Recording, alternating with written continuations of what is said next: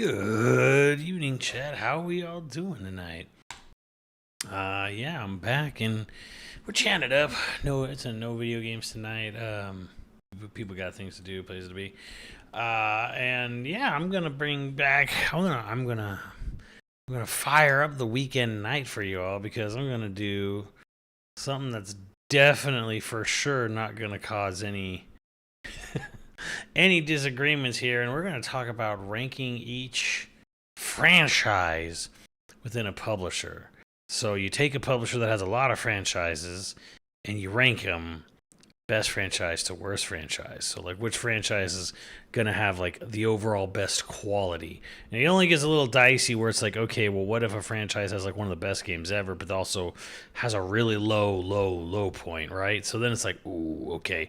That's where the debate is going to come in, and that's where things are going to be a little testy. So the basic rule for what is a franchise has to have 3 full games. Has to be 3, not like 2 games in a mobile game or some bullshit, or something like that. It has to be 3 full games in its franchise to be considered a franchise.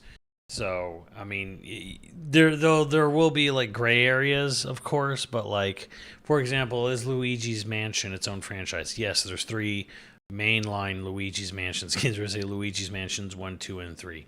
Luigi's Mansion is a franchise. But on the other hand, there might be something like is Urban Champ a franchise? No.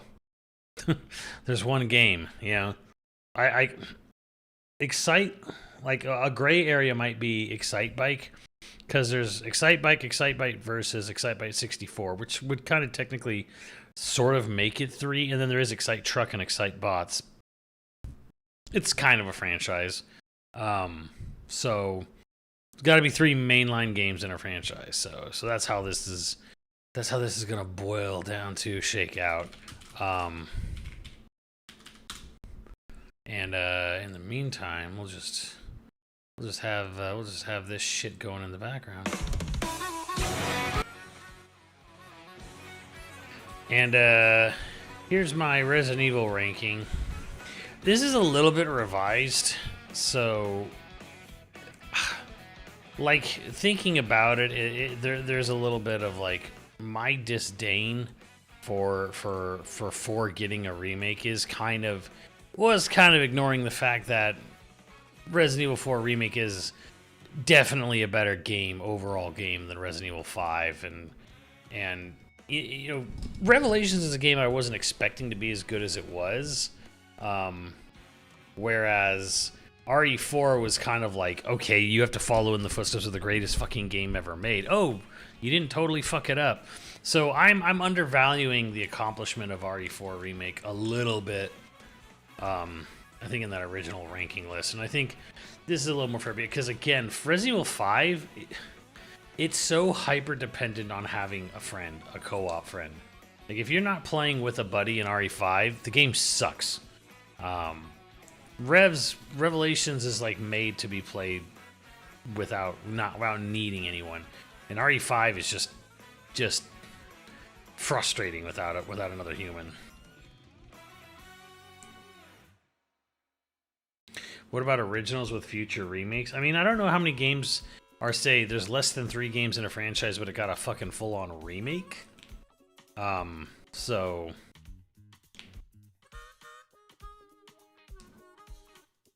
pitting everyone's favorite child against each other. Indeed. Rise of Mercy is pretty great, though. Again, kind of also with someone else.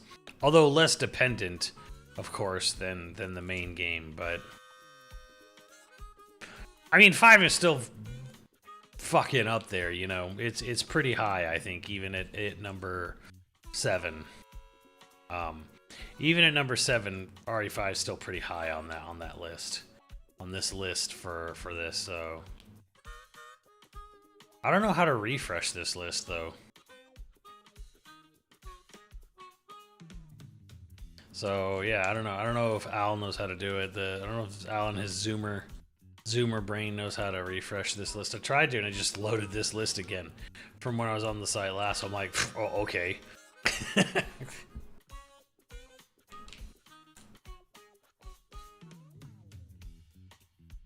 But yeah, we're gonna start with Nintendo, just to make everyone mad. I guess I could just click them all away, right? Fuck the pain away.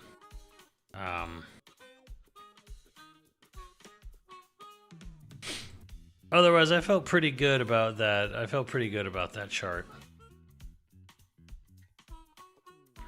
Feel pretty comfortable and confident in my Resident Evil ranking. I don't know what is like the full number. What do we have here? We have like 5 by 6. We have 30 spots. I don't know if there's more than 30 Nintendo franchises, so we'd almost have to Smash for Nintendo, wouldn't it? What? Is Smash its own franchise? Yeah, how do we qualify Smash and Mario Kart as their own franchises?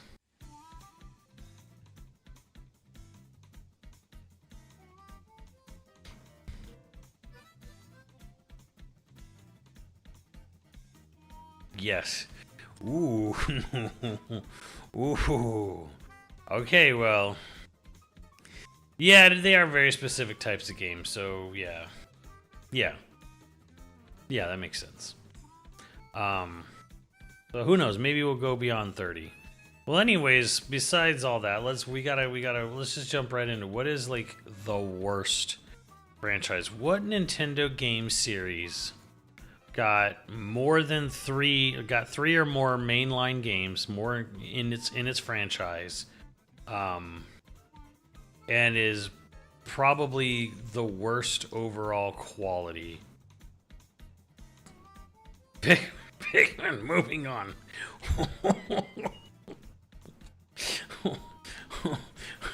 I like how everyone... Chat, are you saying Pikmin because you feel Pikmin? Or are you saying Pikmin because of how you think I'm gonna pick Pikmin?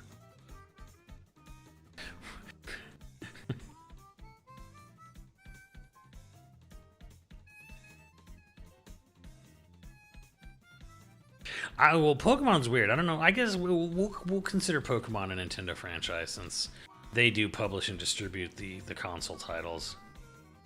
Mario Party.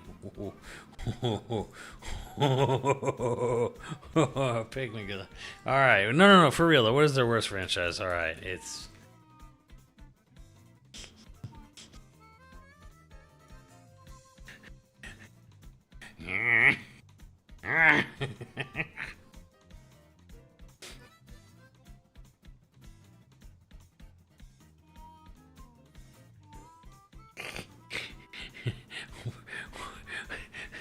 Pikmin. No, I don't know. Okay, I don't truly think Pikmin is the worst, but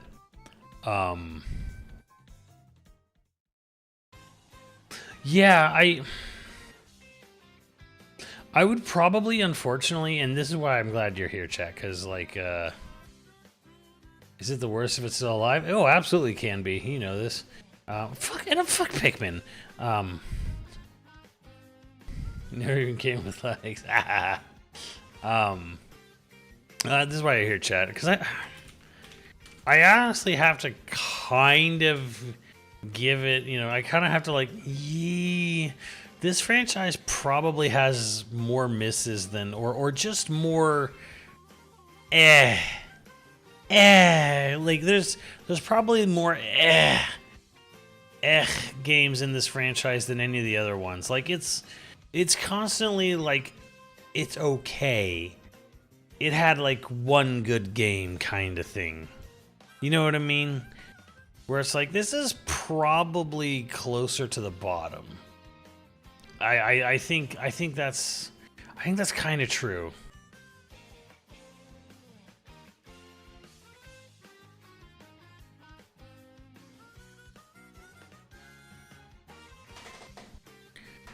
So it's kind of mad. Now, Mario and Luigi, is its own separate franchise because there's more than 3 of the mainline games there. We're not again. This is not about individual game. This is like entire franchise. So.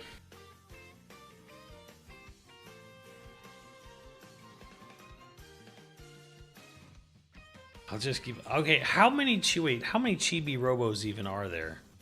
But I think there's only one Chibi Robo, and there's like a spin-off for the 3DS, if I remember right. And I don't know if there's anything much beyond that. Plus, I don't even know if Nintendo even owns it.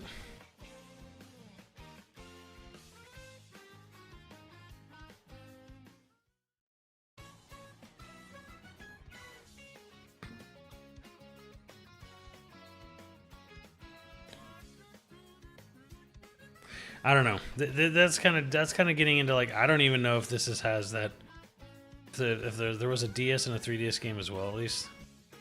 A photo app. See, I'm not counting like a photo app thing on a 3DS. Like, kind of got to be like, they got to be like mainline games, like main games.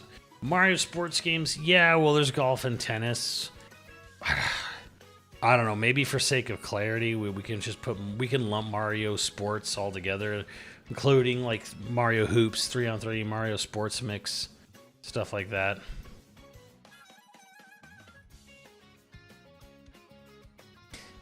Yeah, Pilotwings Pilotwings has 3 games and they're all fine. What about Olympic Games? So Sega made those. So Sega made the Olympic Games, and Sega published the Olympic Games in a bunch of the world. So they're not technically they don't even fall. They don't even count technically. It's actually a Sega franchise.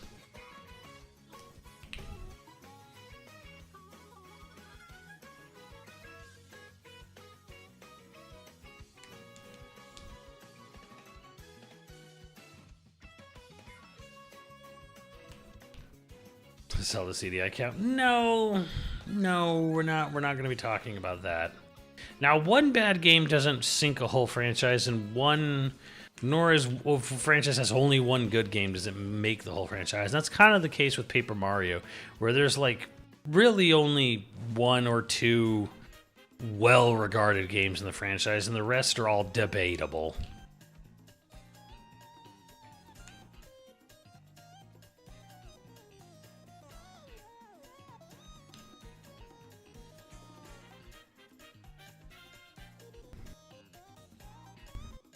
I think Ascension is a mainline. It was made by Sony Santa Monica. Like, it's basically God of War 0.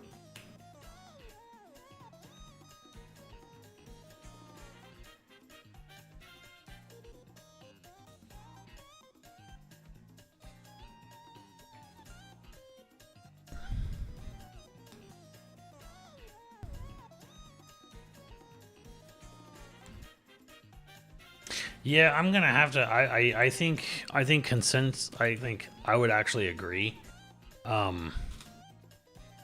That generally speaking, there's a lot of this might even be worse than Paper Mario if we want to be real. But like Yoshi as a franchise, the Yoshi's Island, not great. Like they had Yoshi's Touch and Go. And they had there's been other Yoshi games that are just like really not that good. Yoshi's Story on N64 is not good. Not really. It's like, it's not terrible, but it's like the most 6 out of 10 game you've ever played in your life. So I would say like, yeah, Yoshi's kind of down there as a kind of like, he's had good games. He's had good comeback games. You know, Yoshi's Woolly Butthole. You know, Crafted Cunnilingus. You know, he's had better games. You know, more recently. But like, yeah, Yoshi's kind of like all over the place, quality wise. Like, there's some real stinkers around there.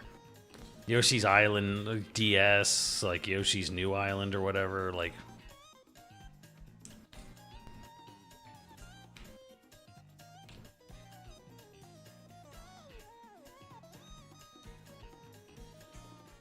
Pokemon does count, yes.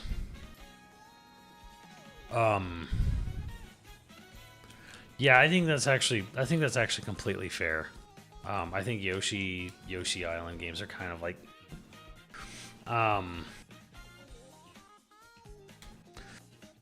right.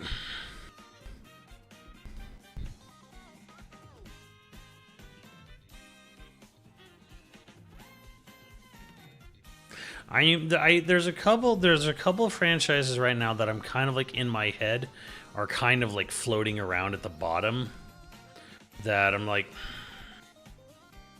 kind of floating down there is like, this isn't great. I think Mario Party should be down there. I don't even know how to rank Mario Party right now, where it's just kind of like, okay, Mario Party 9 is a bad game, and 10 is a game that has one good mode. And then the rest of the Mario Parties are kind of fine. Sometimes they're a little like light on content, but like as far as like bad Mario, like as bad goes, like I feel like we're it's kind of like stretching into a little bit until like I lost too much at this game, therefore it sucks. Yeah, Jamboree is very good. Mario vs. DK. Well, those are weird because you've got like the Lemmings puzzle ones, and then you've got like the old school platformer one, like the OG Mario vs. DK, which was kind of a spin-off of DK64. Super Mario Party is bad. Which is that the one with like only like 3 boards? I think it's not even bad. It's just like lacking content.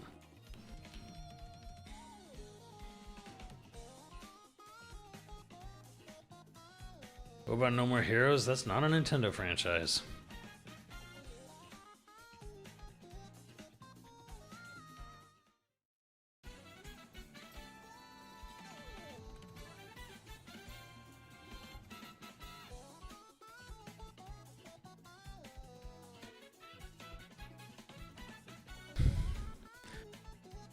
Made and published by Sega, and well, some parts of the world like Nintendo published, and some parts Sega published. It's like not entirely, not made by them, and it's not even published by them most of the time.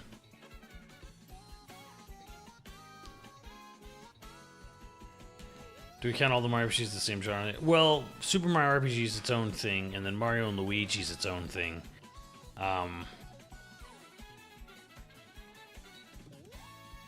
Golden Sun does have 3. So yeah, Golden Sun definitely counts as barely squeaks by. Does Game & Watch count? I don't really know. I'm kind of leaning on the side of Game & Watch not really counting. I know there's a bunch of Game & Watch collections for the Game Boy Advance, but I'm like, Game & Watch collections is what it is. It's a collection of the fucking... I can show you a Game & Watch from 1980. Like... You're gonna judge the quality of a game made for an LCD screen from 1980. Like they were very Game & Watch was very good for its time. Like relative to what it is and when it was made and what could be done at its time, like Game & Watch is very good.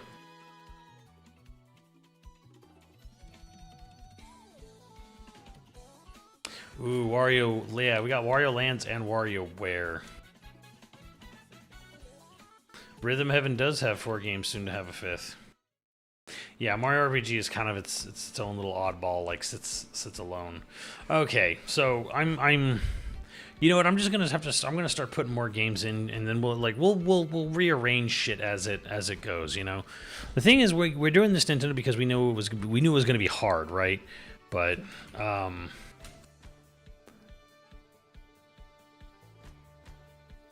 so all of the Wii games I'm putting down there. This is Wii Sports Resort, Wii Play, Wii Music, Switch Sports, and I would say it's a little down. It's down there a bit because Wii Music is just that bad, but Wii Sports is that good. This probably will get a different ranking somewhere. It'll probably go somewhere else on the board, but the Wii series of games is probably somewhere in there. Somewhere at some point.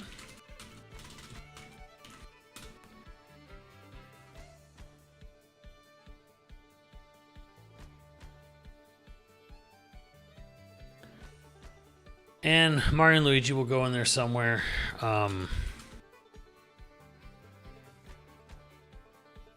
Star Fox Super Weekend. That's funny.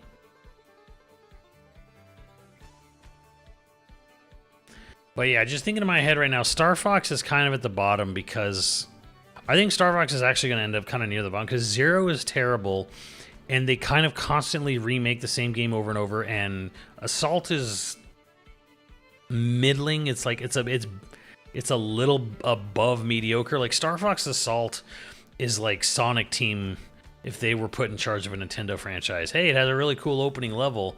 The rest of the game is kind of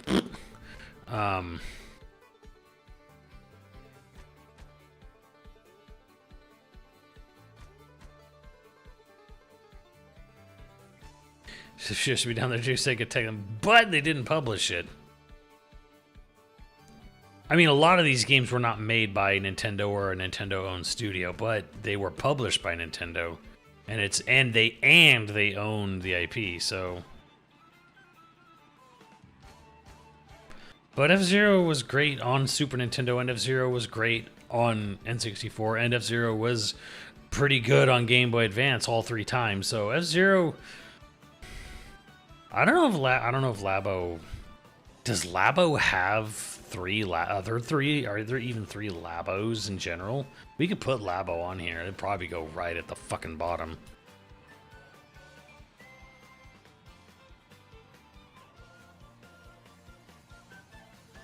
No, 1-2 Switch has 2 games. It avoids being at the bottom of the list.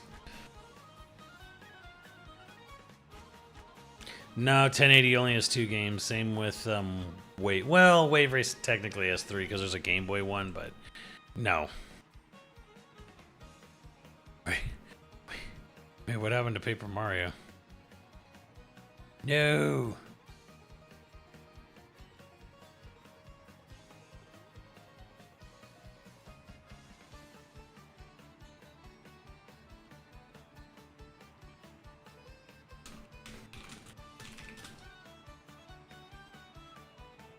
Get that shit back in here.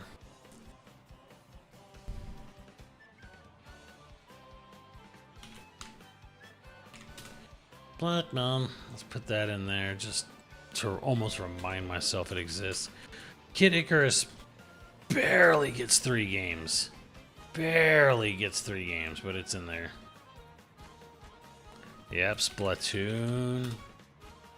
Splat blah blah blah blah Splatoon. Fuck. F-Zero.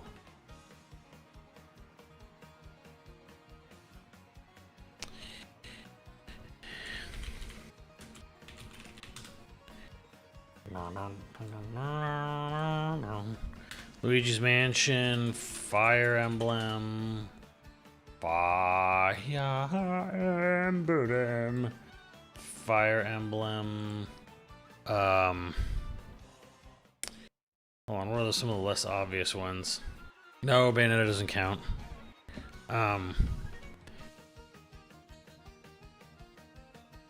Banjo has 3 games, technically. More than 3, honestly. Oh yeah, Earthbound Mother.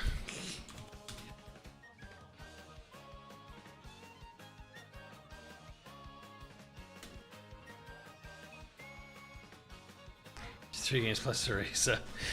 That's such a technicality, and they don't even own the IP, so no.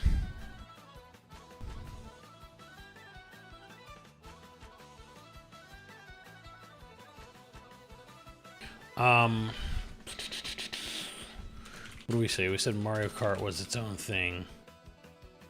Mario Kart Tour.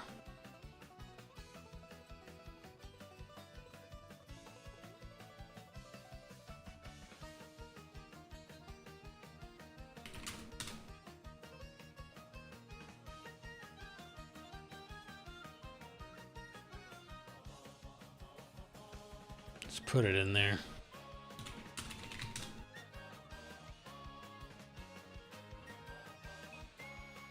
Put it in there.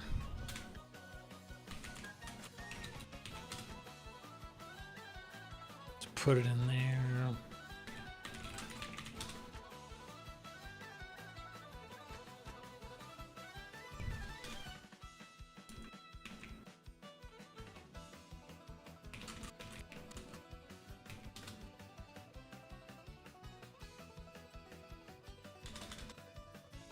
I'll do. Since Nintendo likes to separate 3D Mario and 2D Mario, we'll have a 2D and 3D Mario. As for I don't know. We'll debate this.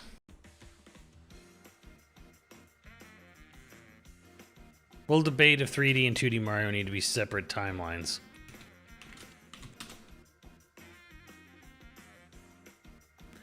Mario Land. WarioWare. Wade.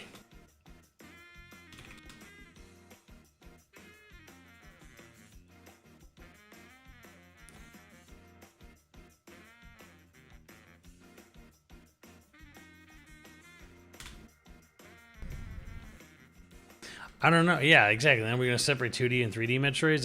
That just doesn't seem fair to me.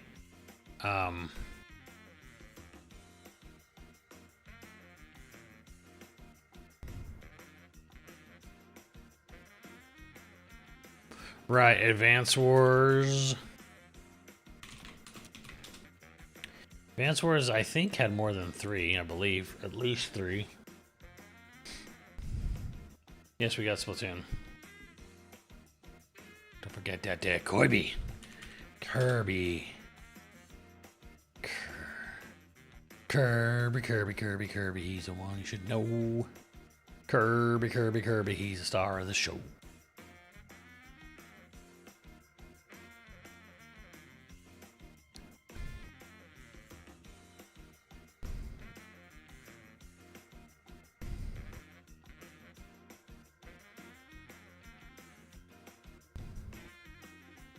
Kirby.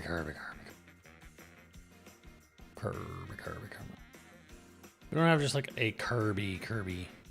You know, that like Star Wars is like a good Kirby image. Kirby.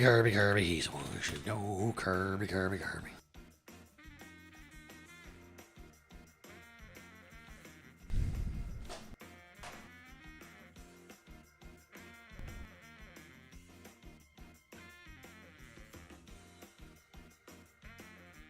Alright, so since you guys are having trouble with this, apparently since you're either blind or watching on your phone. Let me help you out here.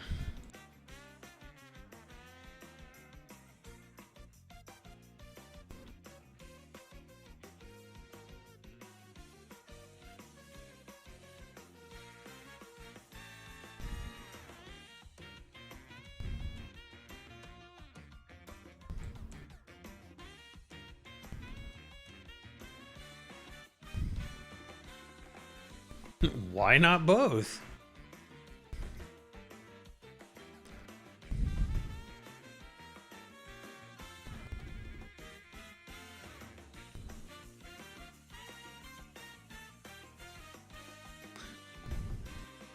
It's not great even on desktop. Get a bigger monitor.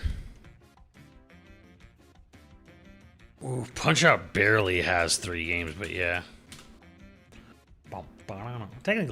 Technically 4. Whoa, my fucking god, what was there? Fuck, chat. What did I accidentally erase? I think it was Wario Land.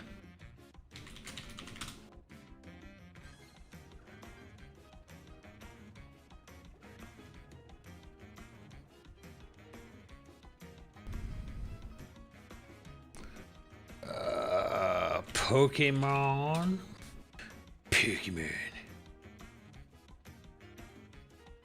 What am I missing here? Tetris is not a Nintendo franchise.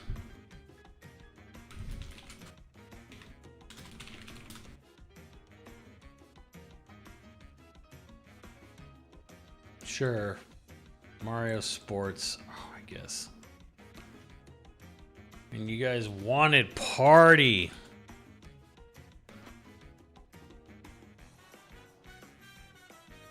To be its own separate thing. Golden Sun does count since it made it to 3 games.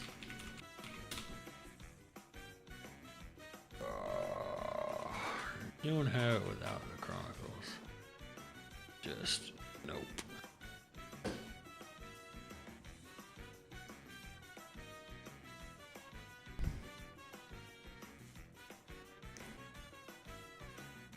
How do I widen this? Let's do 6 by 6 there. I'm gonna have to redo that. That's fine.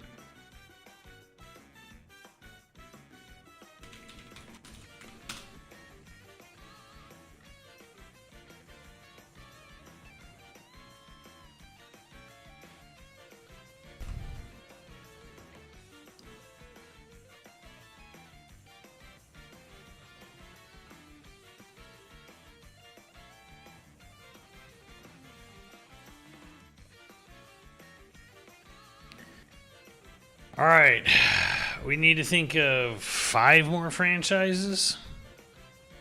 Famicom Detective Club, bro. Who's played those? It does count. There's 3 of them, but like, who the fuck has played those games? Cruising's kind of a gray area. Bro, what is going on with this fucking music?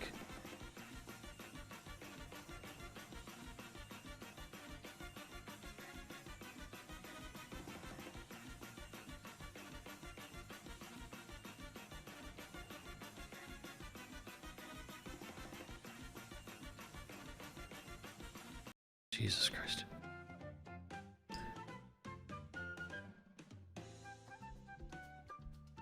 No, Ubisoft makes Just Dance.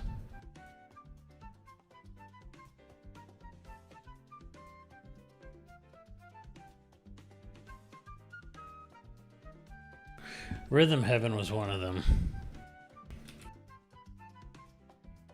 Rhythm Heaven. How was that? I don't know how to spell rhythm.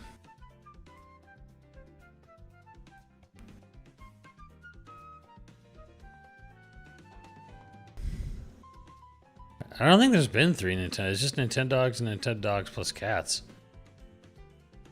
I think Nintendogs has only been 2.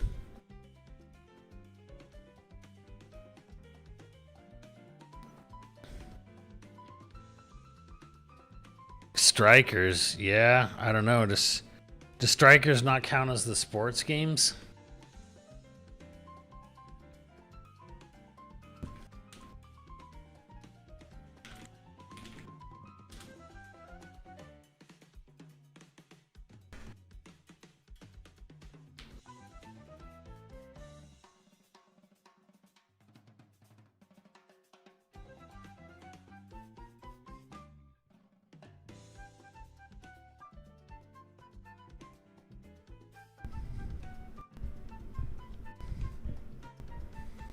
How many Dr. Mario games? There's been enough if you really wanted to put Dr. Mario on here.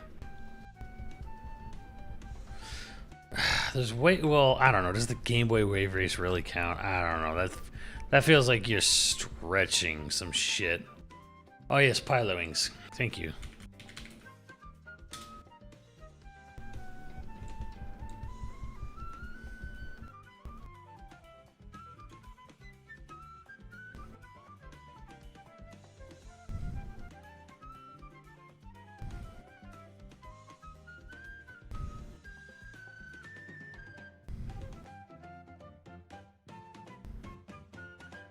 Excite Bike. Yeah, I don't know how many custom robots there are, and I don't know. I think only like what? How many custom robots came out in America? 1? 2? I think Excite Bike does. There are 5 Excite games. That's definitely in its contention. Koei Tecmo. That's what Hyrule is a Koei Tecmo franchise.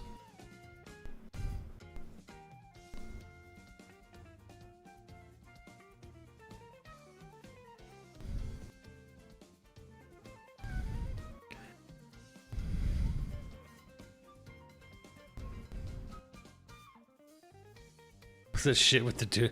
Oh, Chibi Robo. A lot of people are like saying Chibi Robo, which I'm just kind of like, eh. Street Pass Me Plaza games. Pfft. That's 1. Again, there has to be 3. That's the rules.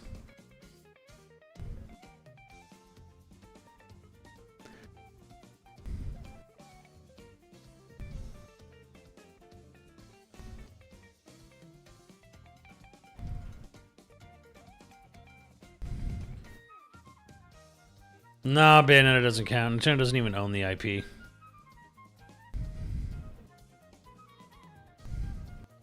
What's Labo? Ha!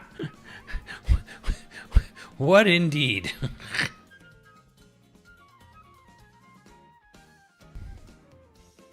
NES remakes? No.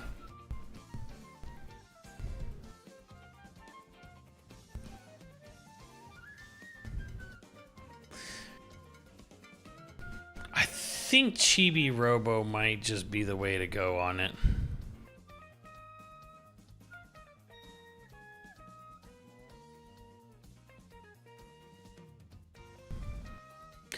Wii Sports is technically on here. It's in the Wii, whatever you want to call it. Wii Music, the Wii game.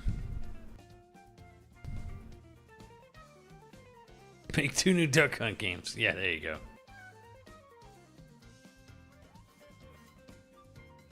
Chibiro out an amiibo? Yeah, that means anything. I feel like there's just something obvious I'm missing and I don't know what. I don't know.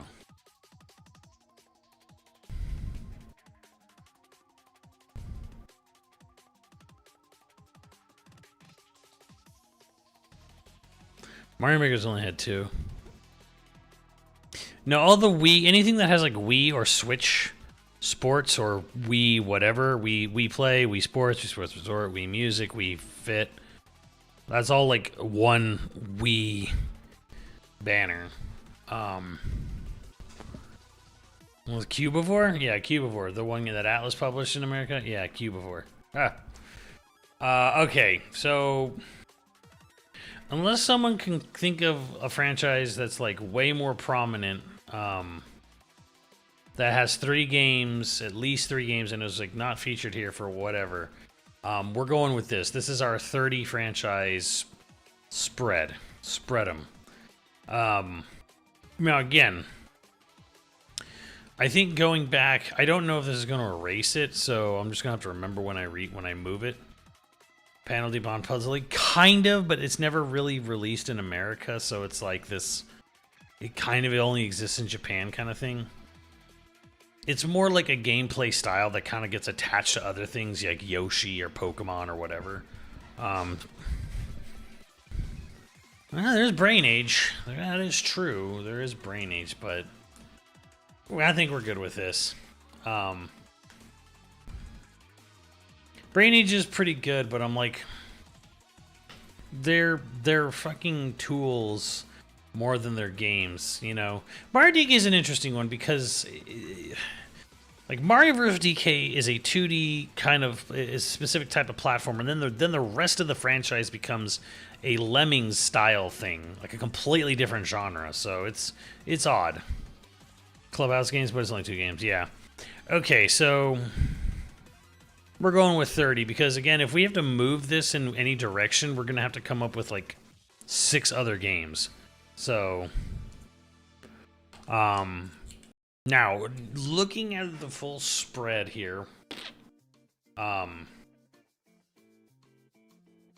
full spread again,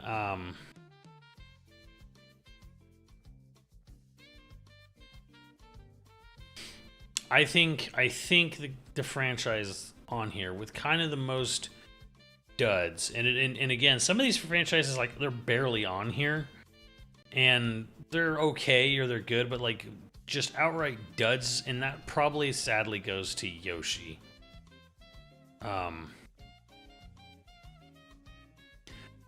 Yoshi is definitely one that definitely has kind of its duds.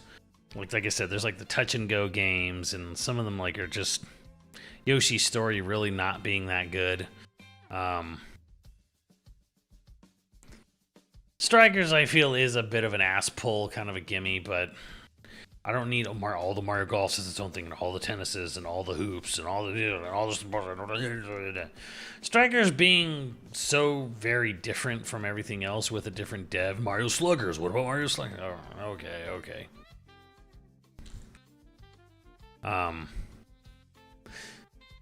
Although we do have to acknowledge the fact that Labo is trash. as a multi-game series, I think we have to acknowledge the fact that Labo is absolutely the worst fucking thing they've done. They were charging you 80 to 100 bucks to fold some fucking cardboard.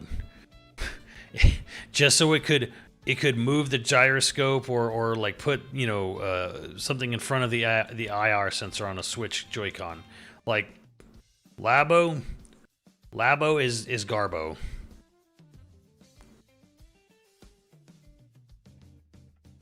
So Labo was like, okay, Labo was very much comes from the same pit of hell that the Virtual Boy does, where it's like this should never have left R&D, like Labo, like Labo should never have left R&D. The fact that they decided to package it and you're packaging it and selling it, now you're selling it. That's just one of the, like, man, what do you take your customers for, Nintendo? So Labo's, even though the Switch is easily the best system Nintendo's ever created, fuck, Labo is some fucking bullshit. It definitely earns its spot at the bottom. Yoshi is also kind of down there again. Like, again, there's some really funky Yoshi games. This is Lambos thing. Nintendo buys Lambos with our money.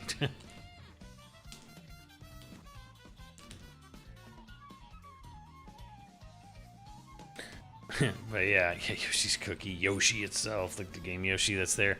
And I think, again, kind of having to be fair, Paper Mario goes down there kind of at the bottom too, because after, I mean, and I don't even think I think the second game is wildly overrated, but Paper Mario, like after its initial debut or first two games, wasn't really ever nearly as good again. Like it's just been sort of varying levels of mid since the first two, and I don't even think the second one is all that good, honestly. I think the second one is actually like super fucking overrated.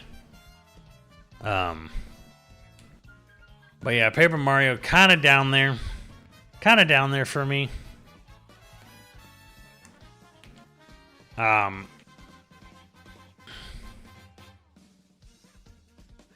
Chibi Robo also down there because, granted, full disclosure, I played the GameCube one. I didn't play the other ones, and I know like when it was the 3DS was like a weird platformer. It's just a game where you play as basically like, you know, a little Roomba slave, and you're doing chores and you constantly have to like charge and plug in your little outlet thing, and it's just like, I don't know, like someone really was enamored with Chibi Robo being a thing, even though it doesn't really have any good reason to exist. Like, just straight up, like, this ain't it, man. Like, I don't know why. It's a game that's like, why did it even leave the prototype stage? It's not that good. And I think next to Chibi Robo, so Chibi Robo is like, it's like a quirky, weird game. It's very much in the sort of vein of like Mr. Mosquito or something, like just some weird middling, like 6 out of 10 or 7 out of 10 at best game. Quirky, weird Japanese humor game. Like, but it's not. It's kind of like, I don't know how this survived as long as it did. Oh, Endless Ocean was a franchise I could have put in here. Oh well. The Wii series. Now, this is a hard one for me because I really do truly feel like Wii Sports is one of the greatest, you know, one of gaming's greatest achievements. But there's also Wii Music, which is probably the worst thing Miyamoto's ever done. And the problem with Wii Sports was that it was a flash in the pan. It was, as Reggie tried to like argue, it wasn't. It kind of was. It was a fad. It was great. It is great for what it is, but like no one ever moved. Like, so many millions of people who bought Wii Sports never played another game on the system, and certainly didn't move on to play other games or become gamers in other respects. And that's fine, but like, it's basically a plug and play. Like that's Wii Sports' legacy is unfortunately that it's practically just a plug and play console. So, yeah. Yeah, there's the Starfy games. I mean, we probably could have stretched this to 36 if we wanted to, Starfy, Endless Ocean, a few others, but yeah, but the legacy is like it practically turned the Wii into a plug and play console, and Wii Music is garbage.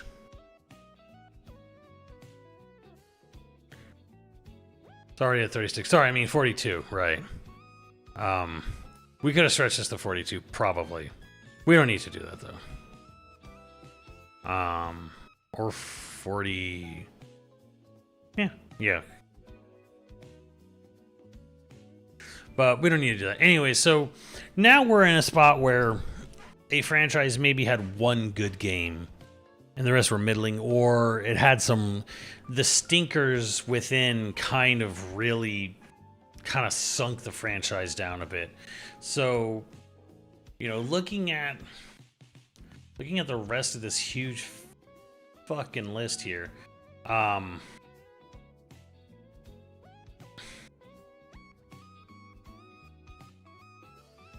I unfortunately, and God help me, but I'm putting Star Fox down here.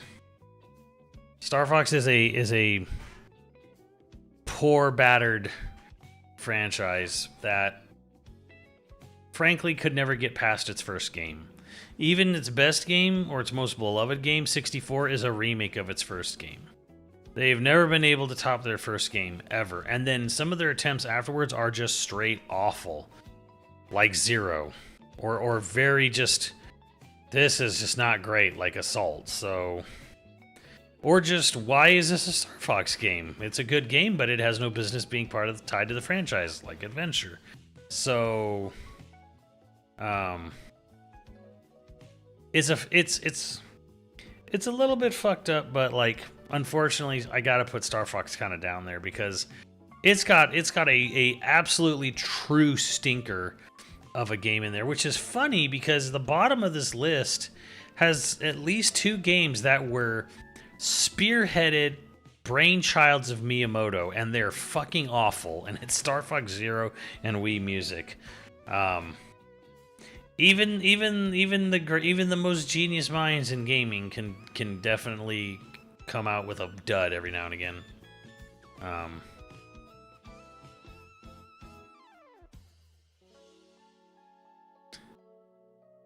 Pillar of the furry community. Yeah, well, fuck them.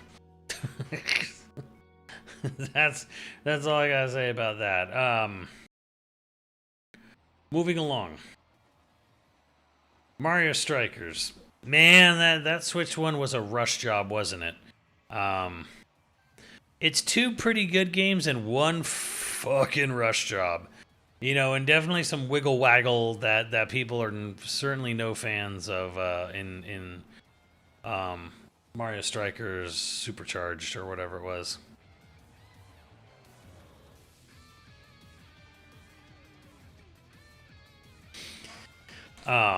So it's like it's two decent-ish games, one with waggle horse shit, and then one really, really bad rush job. So gonna have to kind of put it down there. And speaking of putting it down there, you're definitely gonna have to put Sports Mix down there, cause yeah, Mario. This is all of Mario Golf, Tennis, and Hoops games, all put together. And I still think they're pretty good. And I think even if they're worse, like Mario Tennis Ultra Smash, like the core game is still good. But we're definitely in this sort of era of like,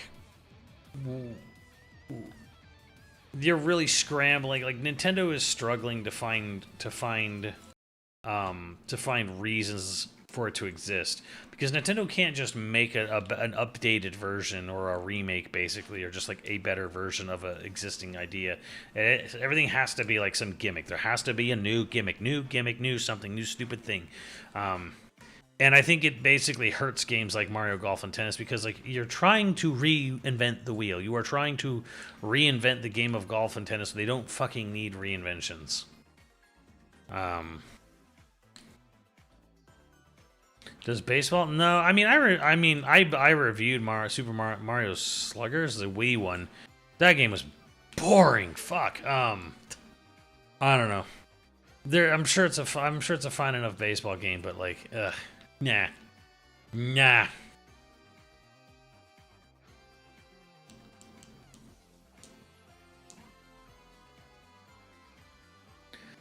they do love their gimmicks. Like,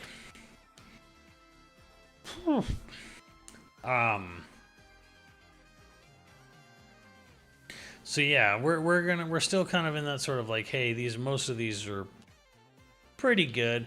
I think Mario and Luigi, we can safely say there's definitely some Brothership was pretty boring.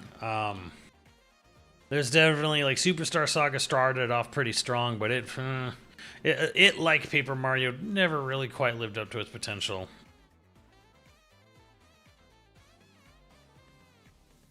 What are the odds they make an NFL Blitz game with Mario? Retro Studios actually tried to do that like 25 years ago, but Miyamoto shot it down. There's your little obscure game, but game thing for the day.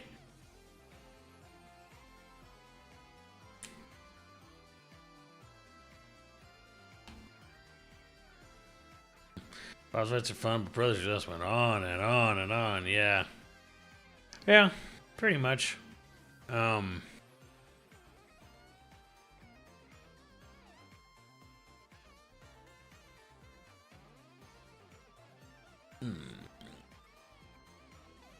We're kind of leaving the era of, okay, these, like, unless the game has a ton of games in its franchise, like something like Kirby or whatever, most of these games are like, they're all pretty good. There might be some weird clunky spin-offs here and there, but like, unless the game has a lot of games in its franchise, most of the things past this point are, generally speaking, the series is pretty good for the most part. That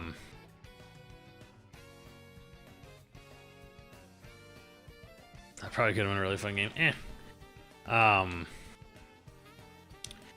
And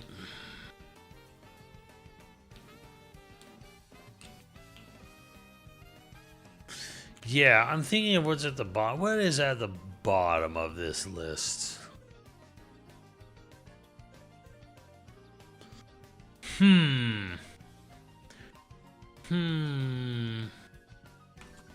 What's down here a bit?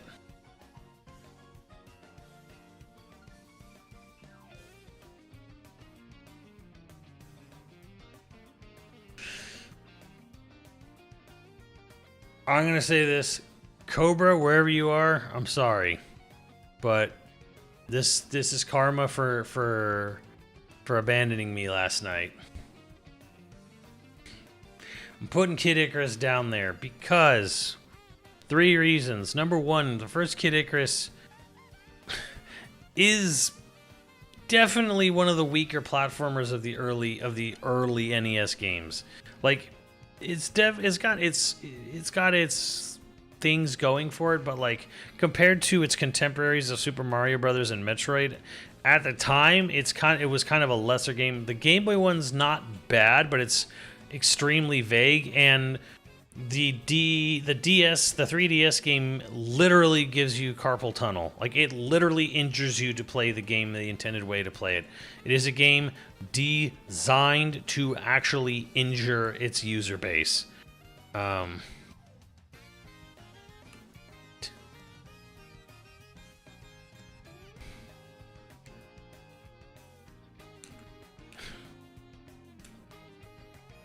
So, yeah, and it barely is even in here at 3 games, and that first game is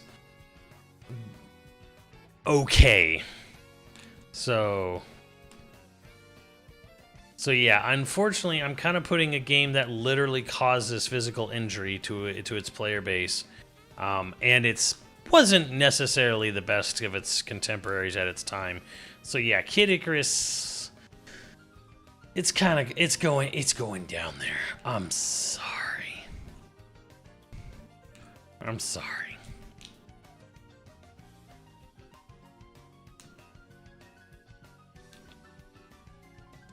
I know you guys are really in it because it's charming and it's got voice acting and it's got anime and you want to fuck Palutena or whatever her name is, but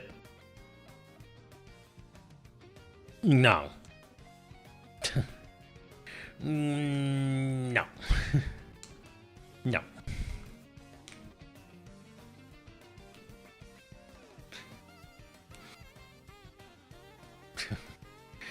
But no.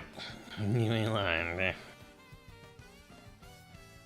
So yeah, I'm sorry, Kid Icarus kind of has to go down there a little bit.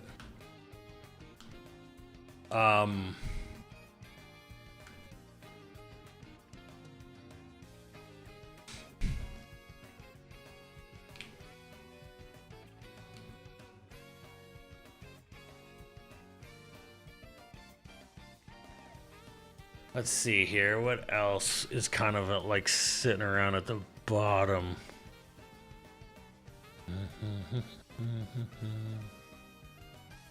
The rest of the games, I feel, with the caveat of one series that's on here where like one of the games, it definitely has a few clunkers in it, but not enough to really shit it all out completely to the bottom. But like this is starting to get into like really personal territory for me now. So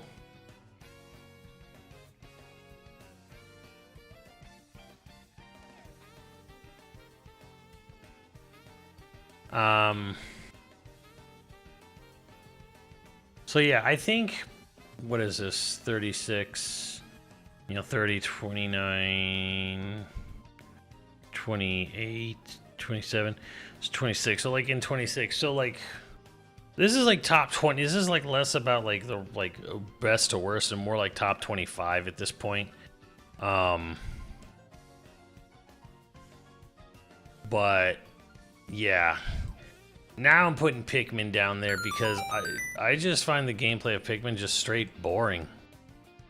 What is up that one bum? I find the gameplay in Pikmin like kind of boring, and it didn't know if it wanted to be a game that was a time-based game, like a management sim that was all about like beating the clock, or then they take that away, and then it's just like, oh, it's a vibes game, it's a mood game, and then it's like, but you have mood games, and I don't know, like I look at it, to me again, it's just sort of like it's busy work, and I have beaten Pikmin, the most forced Nintendo franchise. I have beaten the first. I've owned and I've beaten the first Pikmin, and I don't find this. I don't find this franchise fun in the slightest.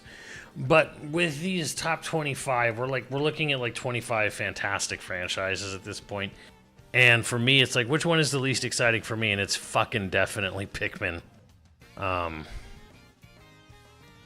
I love Pikmin, but it only exists because Miyamoto wills it. So fuck Pikmin. Especially fuck its fan base. No, I'm just kidding. I just don't find. I just don't find. I don't find it entertaining at all in the least. Like like again, it's a nepo baby of a franchise. And I beat it. This isn't like, you don't understand it, you don't play it. Like, no, I owned and beat the first one, and I've played the other ones, but I'm like, I do not find the fucking enjoyment in this franchise at all.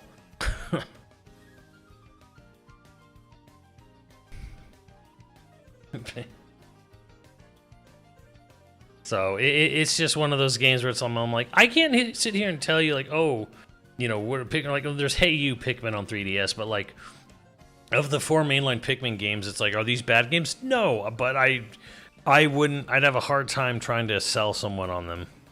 Whereas Wii Fit down there with Wii Music.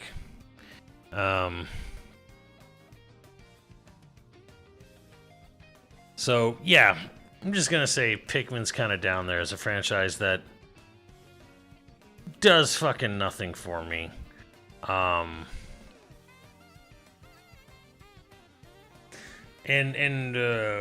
Let's see. By that same token, let's see. There are other franchises that like don't do it for me either.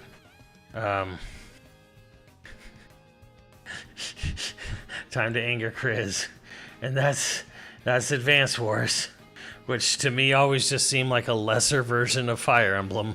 So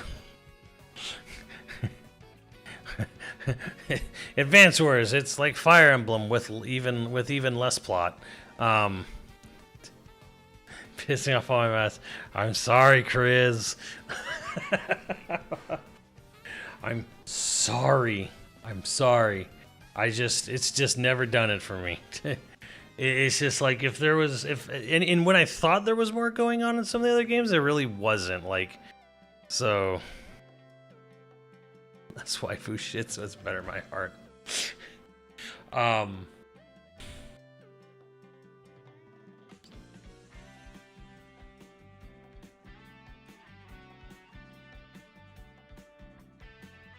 You know what? I'm gonna be real with y'all. And I'm putting Rhythm Heaven all the way down here. Because as nice as Rhythm Heaven is, that game could be made for a fucking web browser. There is nothing in Rhythm Heaven, any of them, that you couldn't just do on a fucking Flash game on a web browser. Like, it's a franchise that in no fucking universe should they be charging full price for that game. Like, it's clever, it's catchy, you know, it's charming. In no way should you be charging $60 for this, which is what they're at least going to charge for Rhythm Heaven Fever.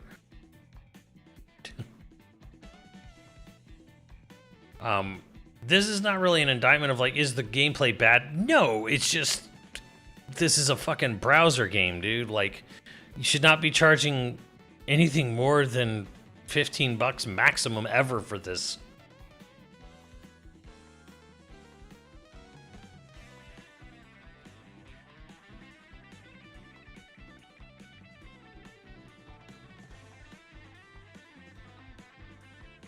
Like, that's like, its biggest crime is that Nintendo's literally trying to sell you a Newgrounds game for full fucking price. So, I'm sorry, but I kind of have to put Rhythm Heaven down there. Again, Rhythm Heaven is a game that doesn't have a bad game in its franchise. It just has no reason to be charging you full price for it.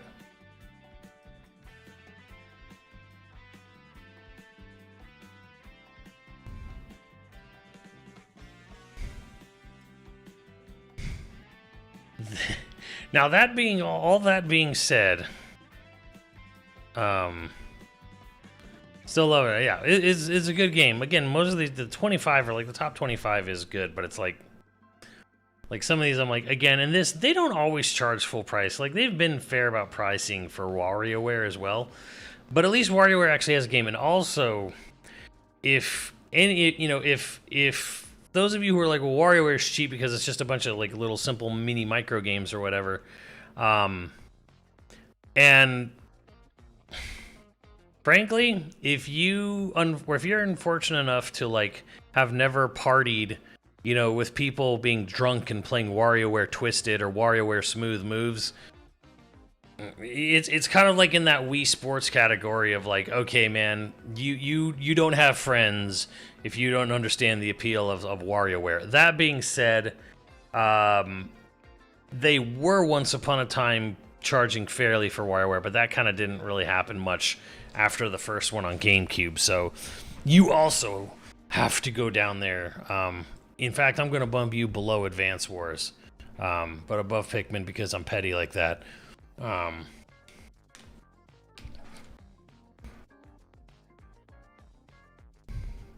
can confirm drunk WarioWare. Drunk Wario. There you go. There you fucking go. So yeah, I'm pretty comfortable doing that.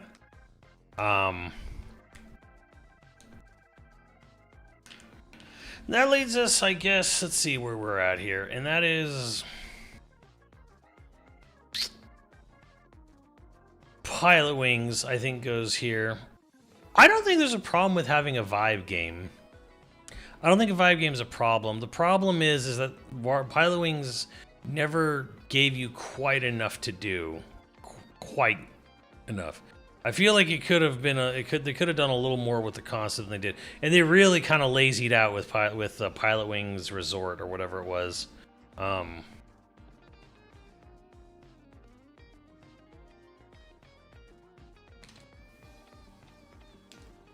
Move Wario Land down too. Nah. Well, I mean, okay, we're here, Cobra. The rest are a jumble, but we're here right now. We're right here. But the jetpack music, though, right? Pilot Wings is pretty good, but I feel like it could have lived a little higher. I think it could have aspired a little harder. It's mostly that last game really kind of brings it down, and there's only 3 games in the franchise, and the third one being kind of. They didn't even make a new map for it, and they just used Mii's and shit. It's like, so yeah, kind of putting that one down there a little bit.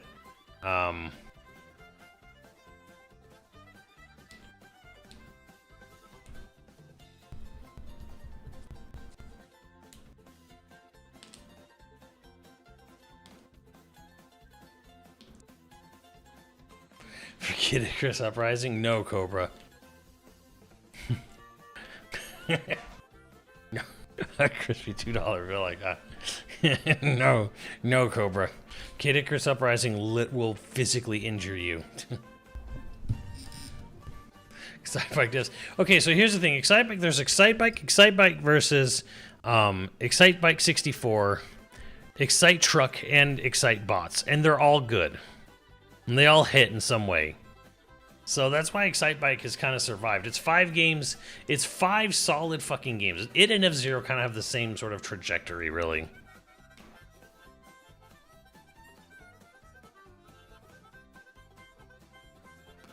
But some blackout carries for the Kid Icarus, right? Ha!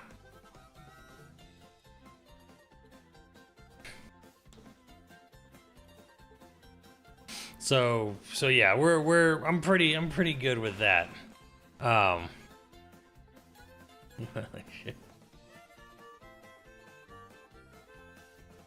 I'm like I'm just sort of like in this. This is actually kind of hard. This is actually kind of difficult to start placing games now. Like, where do I put stuff? How do I really feel about some of the stuff? Where do I really put this stuff? I think I'm pretty good on this one. Luigi's Mansion. It's a good enough concept, but I don't know. Something about it. I beat the first Luigi's Mansion, and it's like a 6 out of 10 fucking game. And I know they kind of got better. I don't know about 2 as much. I played 3, and 3 is pretty good. But like Luigi's Mansion 4 getting announced at the next Nintendo Direct would be like, I would be completely nonplussed. It'd be like, cool, great. Moving on. Maybe it's a little too simple. Maybe it's just like, it just isn't. There's just not enough there. I don't know if the concept has enough juice to really like compete with the rest of the games above it, you know?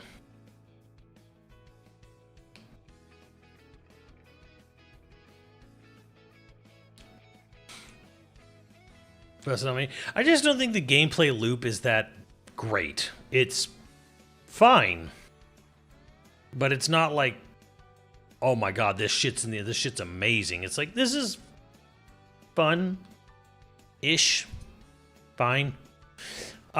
Similarly, by that same token, by the way, Splatoon. It's a unique take on the third-person shooter, but I don't think I'd ever fucking willingly choose to play Splatoon over many other first or third-person shooters. Like, Splatoon is good at what it is, and I really appreciate Nintendo making it a new IP and not just another Mario franchise, because they were actually going to do that. That was actually something they were really heavily considering to do. But I'm really glad they didn't. I'm really glad it's its own franchise. But I've played it, but I'm like, I would never fucking willingly play this game over others. Now I've heard like some of the other modes, like raid modes, are a lot more fun. But like Splatoon is like, this game is good, but I don't think I'd play this game much on my own. Otherwise. And that actually puts us down here to fucking Golden Sun, which Golden Sun is a huge step back narratively for Camelot coming off of Shining Force 3.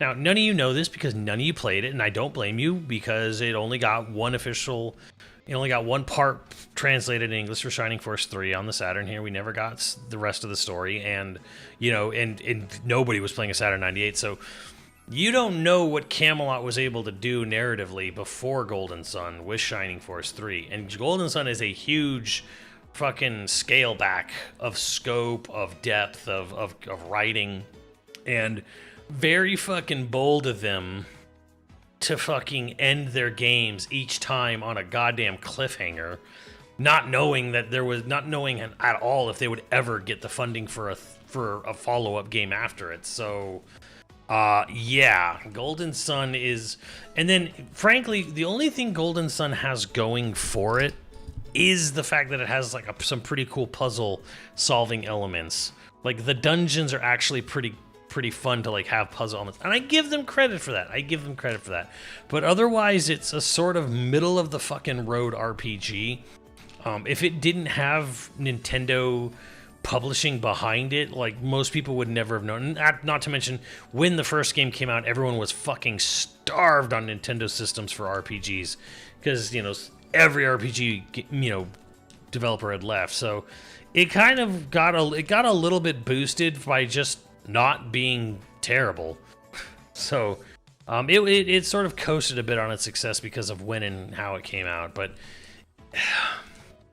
it's an otherwise middle of the road game with some nice aesthetics and a decent soundtrack, but a story that literally doesn't have a conclusion. And no matter how many, even when they got a second chance at life, they literally Shenmue 3'd the fucker with Dark Dawn. They literally got this fucking blessing, this miracle to make a third game years later, and they fucking blew it by making it a filler chapter. So no, Golden Sun, I'm sorry, but you have to go lower. you have to go down there. I'm sorry. It's just no. That being said, I feel pretty comfortable moving Wario Land down over here. These are great games. They're kind of underrated games, but they also started to they sort of moved away from pure platforming into weird puzzle platforming by the end of it. They're still pretty good, but they're not the best of the best of the best. So Wario Land's pretty good. Pretty good, I'd say. You know, but not necessarily quite there yet. Or quite there.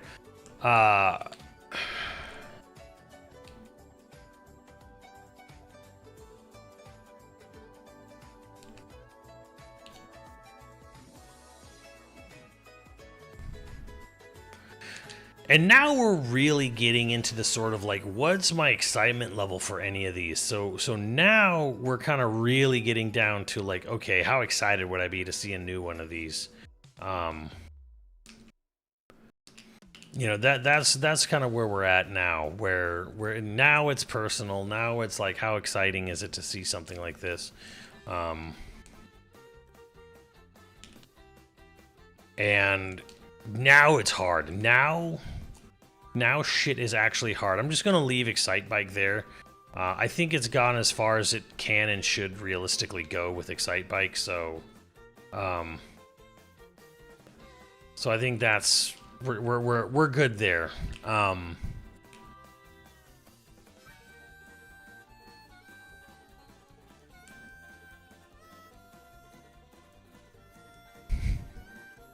And here's where I try to be honest with y'all, but I also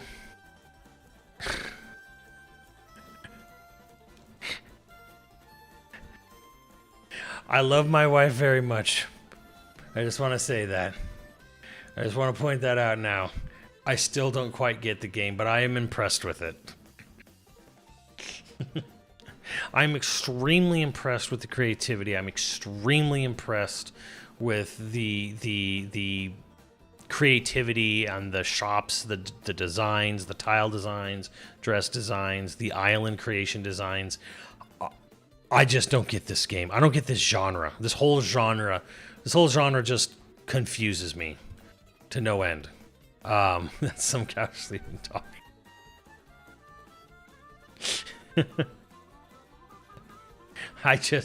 You know what? I'm putting it up there because of the sheer impressiveness of that creativity that comes with it. But fuck, I don't understand these games. and I've definitely fucking tried. I have tried. But if I'm being real with y'all and we get to the next big Nintendo Direct and they're like, and here's the new Animal Crossing, I'd just be like, yay. Whatever. Sorry. It doesn't fucking excite me. Not like Excite Bike, even though Excite Bike's lower. It's so Chairman.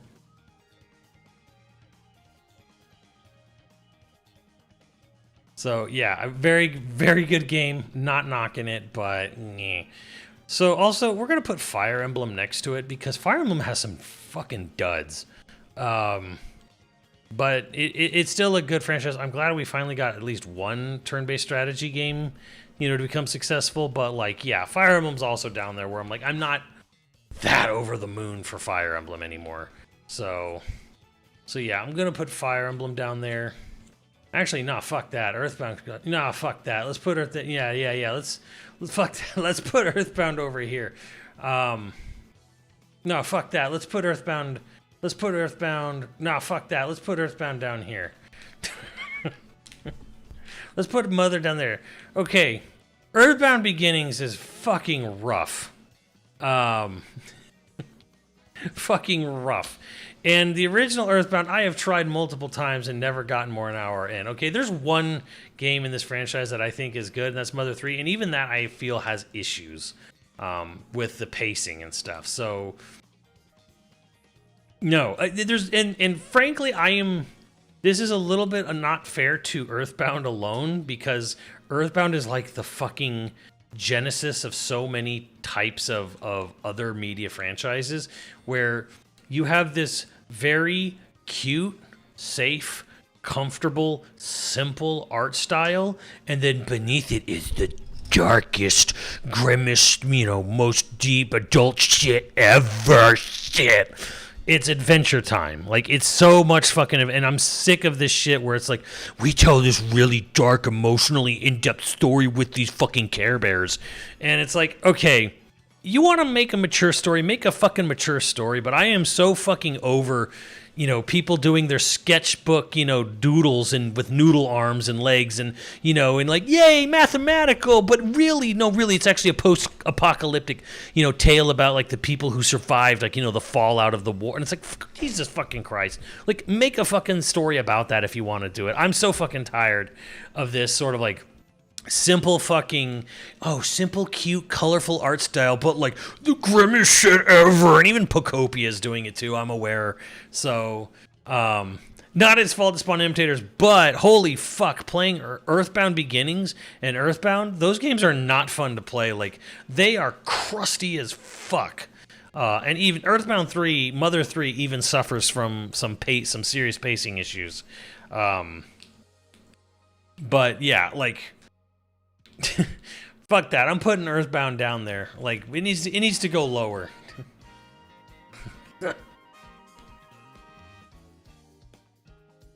It's fine. It's cool. I'm glad there was at least a couple mature games in Nintendo's, stable of franchises, but like, they're crusty. They're really fucking crusty. They're an acquired taste. It's like drinking soy sauce, like acquired taste. Like,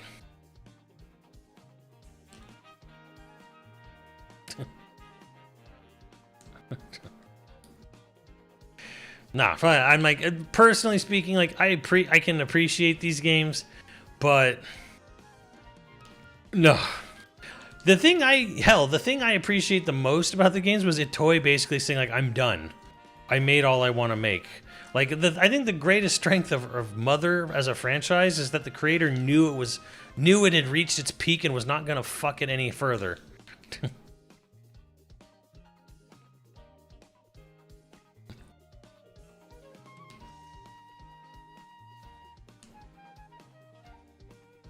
So, yeah, no, I'm putting Earthbound further down there.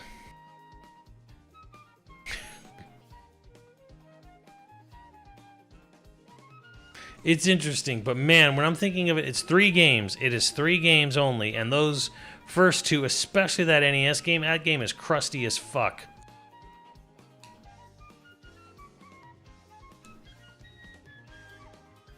But I appreciate the fact that the creator was like, I'm done.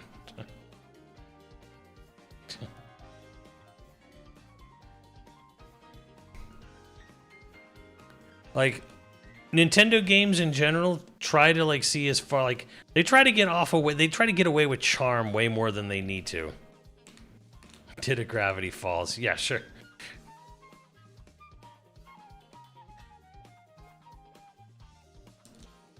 Whatever happened to Golden Sun? I didn't even send a carrier pigeon. All right, Poochie.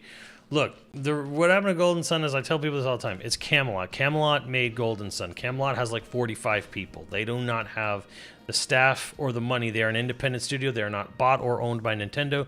They do not have the ability to make Golden Sun on their own independently, and to keep their fucking lights on, they got to keep making Mario Golf and tennis games.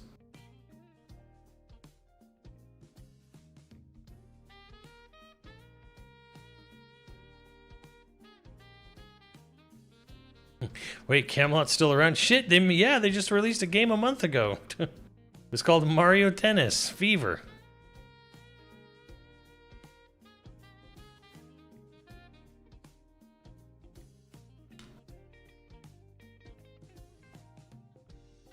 I legit thought they went under. Well, they kind of live in a zombie existence, so...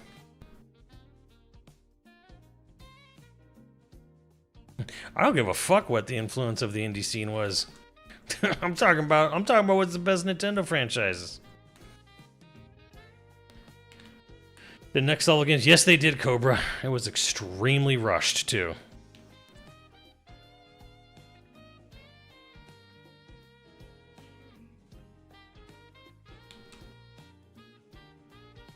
But anyways, where were we? Oh yeah, Animal Crossing. What's the new ranking here? Animal Crossing's now 13th? Yeah, sure. Fire Emblem at 12. That seems pretty good to me. No, I didn't try Alphacopia. Yeah, I think Treasure doesn't exist. There is no Treasure developer. There's like one guy or a couple people who own the license.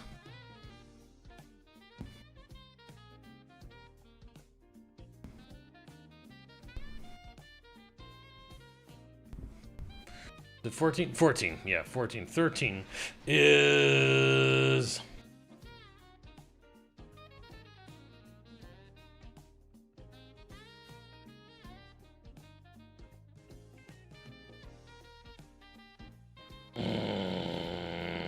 Mario Party. Because 9 sucks. So yeah, we'll put 13 for Mario Party.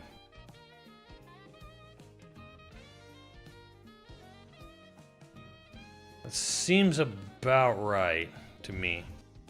Game ruins friendships. The game is straight ass. Yeah, I mean it's fun, and the problem is Mario Party is one of those games you gotta have at least 4 people with you. It's not fun. Well, no, that's actually not true. No, Mario Party. The problem with Mario Party is so many of the Mario Parties end up being a fucking dice roll. Like you'll play a whole game doing your best, and then you get to the end, and then bonus stars fuck it up. But again, that's if you turn bonus stars on. So, yeah. I think Mario Party there is good. All right, now we gotta start putting games that have clunkers on it. In Mario Party has a clunker with 9 and mostly a clunker with 10. So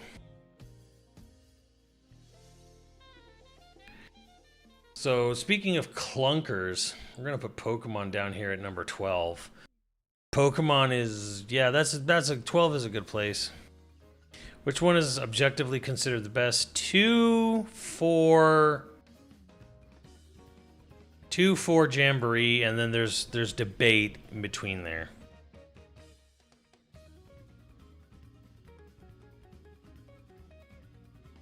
Yeah, I'd say 2, 4 and Jamboree, and then you can there's a lot of debate on anything between that. So yeah. Pokemon number 12, mostly because of just how fucking bad Scarlet Violet were. That's just fucking shameful. And then there's just so many other clunker Pokemon games. But it's a really good idea. It is a really good franchise. It's basically, Pokemon is a franchise that's not living up to its potential, and probably hasn't been in some time. So, yeah, you know, it's such a good idea, but also such, it's holding itself back so much from its own fucking greed and incompetence.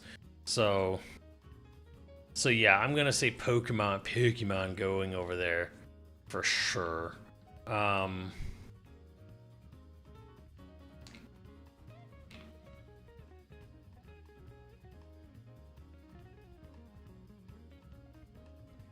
I think F-Zero is good where it is.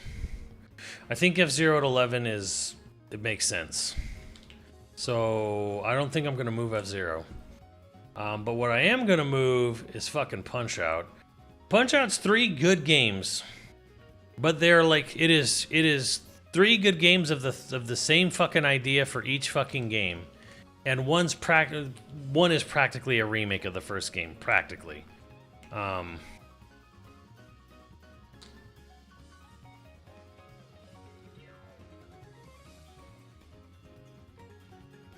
Isn't the greatest, but still fun. It's still pretty good. And that being said, Mario Kart, I think Mario Kart's right where it needs to fucking be. Yeah, right there. Mario Kart is right there where it needs to be. And this is where I'm gonna get really fucking controversial. Holy fuck. I'm getting controversial here, chat. I'm getting spicy. I'm gonna put fucking 2D Mario down here because 2D Mario has about as many mid games as it has all-timers. It has, like, you have the original 4, which are some of the greatest games ever made, no question. And then you have the new you have 4 new Super Mario Brothers games, which are the most, I guess, they're most fucking 7 or 8 out of 10 games ever made. And Wonder, which was neat the first time through, but is pretty forgettable in my mind. And why is Mario Kart down there? Because Mario Kart has some clunkers. Super Circuit not being as good as Konami Crazy Racers is wild, and you know, a bunch of them, like Sonic Racing Transform being better than a lot of others, kind of puts Mario Kart a little down there. It's an all-timer game. It is, like, again, one of the greatest of all time, but like, yeah. New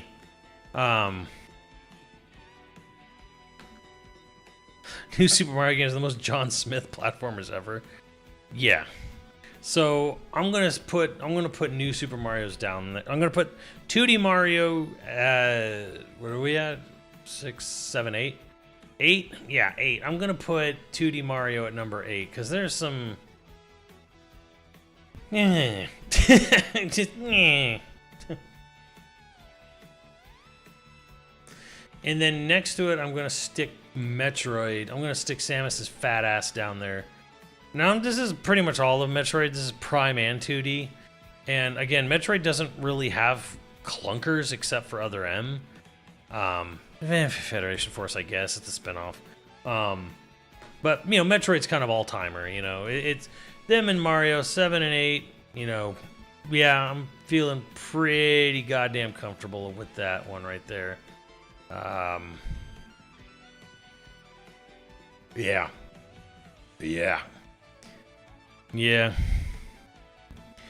I don't know. You had the thumb strap. I don't know if you had the early one that had this this literally like thumb glove thing that would go over your finger, and you would literally like dual stick the DS, and it actually worked pretty well, but I don't know.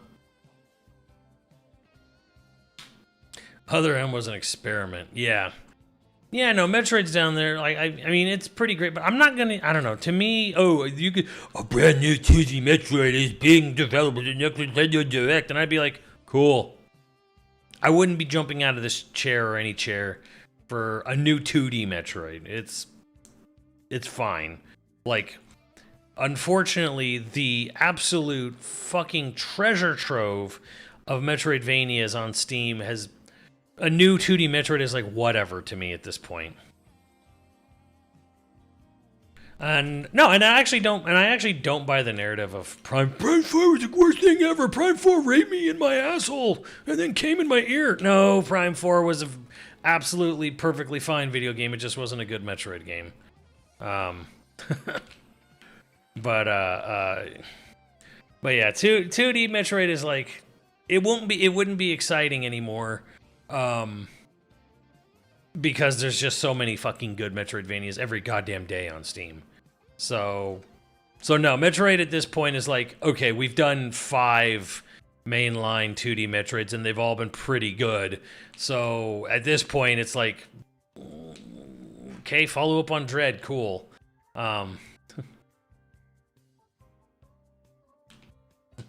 Yeah, Nintendo Konami, they got too slow, so the indie scene capitalized on it, and now they got to compete.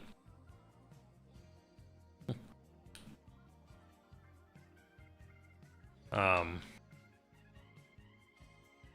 don't think nothing be worse than Federation Force. Yeah, that's a spinoff. I've never actually played it. I think I saw it at E3, and I was like, I don't care. I just looked at it and said, just don't care. And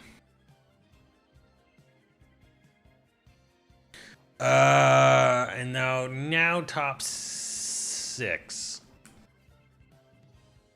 Yeah, Shovel Knight took their lunch. I don't know. Shovel Knight's not even Metroidvania.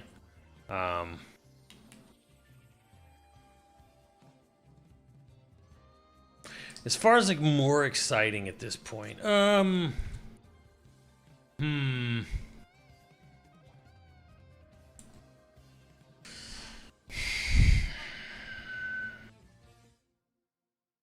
I think 3D Mario is...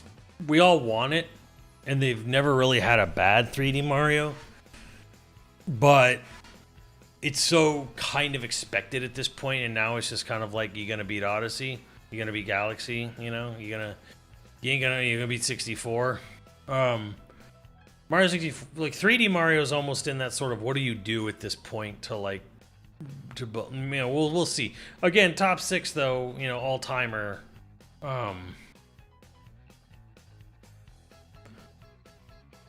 You know, though, I think it's really much... I might put Kirby there just because, like, okay, if it's a new 3D Kirby, I'm really thrilled because of Forgotten Land.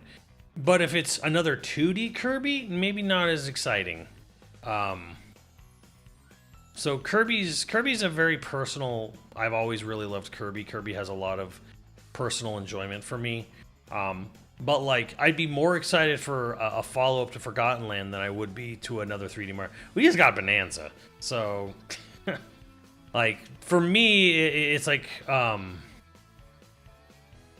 yeah, I think Kirby's very much like, is the next one a Forgotten Land follow-up, or is it another 2D Kirby? Another 2D Kirby, and it's just not quite the same.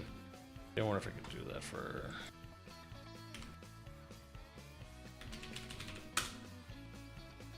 Yeah. TK Jungle Beat. No.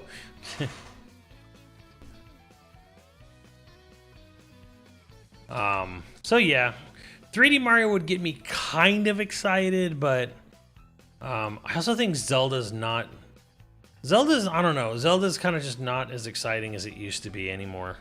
I mostly lost hope for ever being that excited for a Zelda ever again. Just because, like, the last 2 are like, oh, they're these monumental achievements of programming and blah, blah, and open world game design, and they're just not that fun to run around in anymore. Which is something I never thought I'd say in my life. But here we are.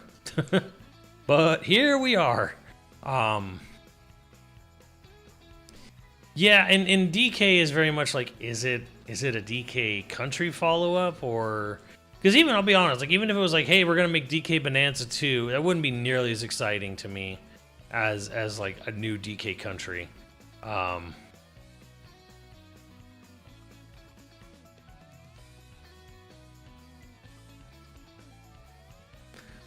Yeah, so Donkey Kong's a little situational. I mean, this would be way less. If it was like, hey, we're doing a fucking Barrel Blast 2, I'd be like,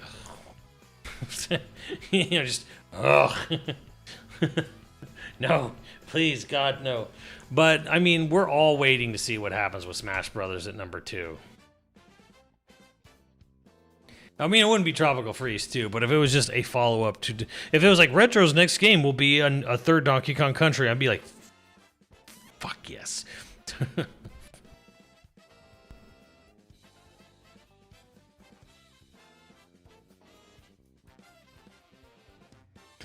Has DK ever been to space? In the ending of Donkey Kong Country Returns. But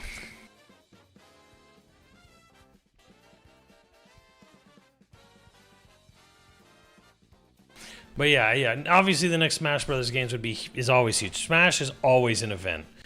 Like Smash gets people talking for its DLC the way no one does. No fighting game, no games DLC gets us talked about as Smash. Smash broke Twitter, for fuck's sake. Smash is the definition of hype. The literal definition of hype. Well, the reason why Zelda's not that high up anymore, Crownless, is because we all see the future. You don't sell 30 million copies of Breath and 20 million copies of Tears of My Asshole and then expect them to like go back and make the old games that never came close to those numbers. We know the future of mainline Zelda.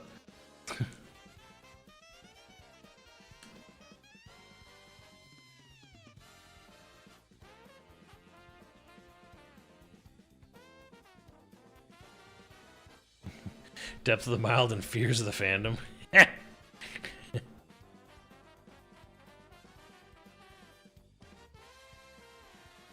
So, yeah, that's why Zelda's just not as exciting for me anymore. Not to mention, it's kind of been to me, it's been like, dude, we had like Triforce Heroes, and we've had some Zelda games that were just not fucking great.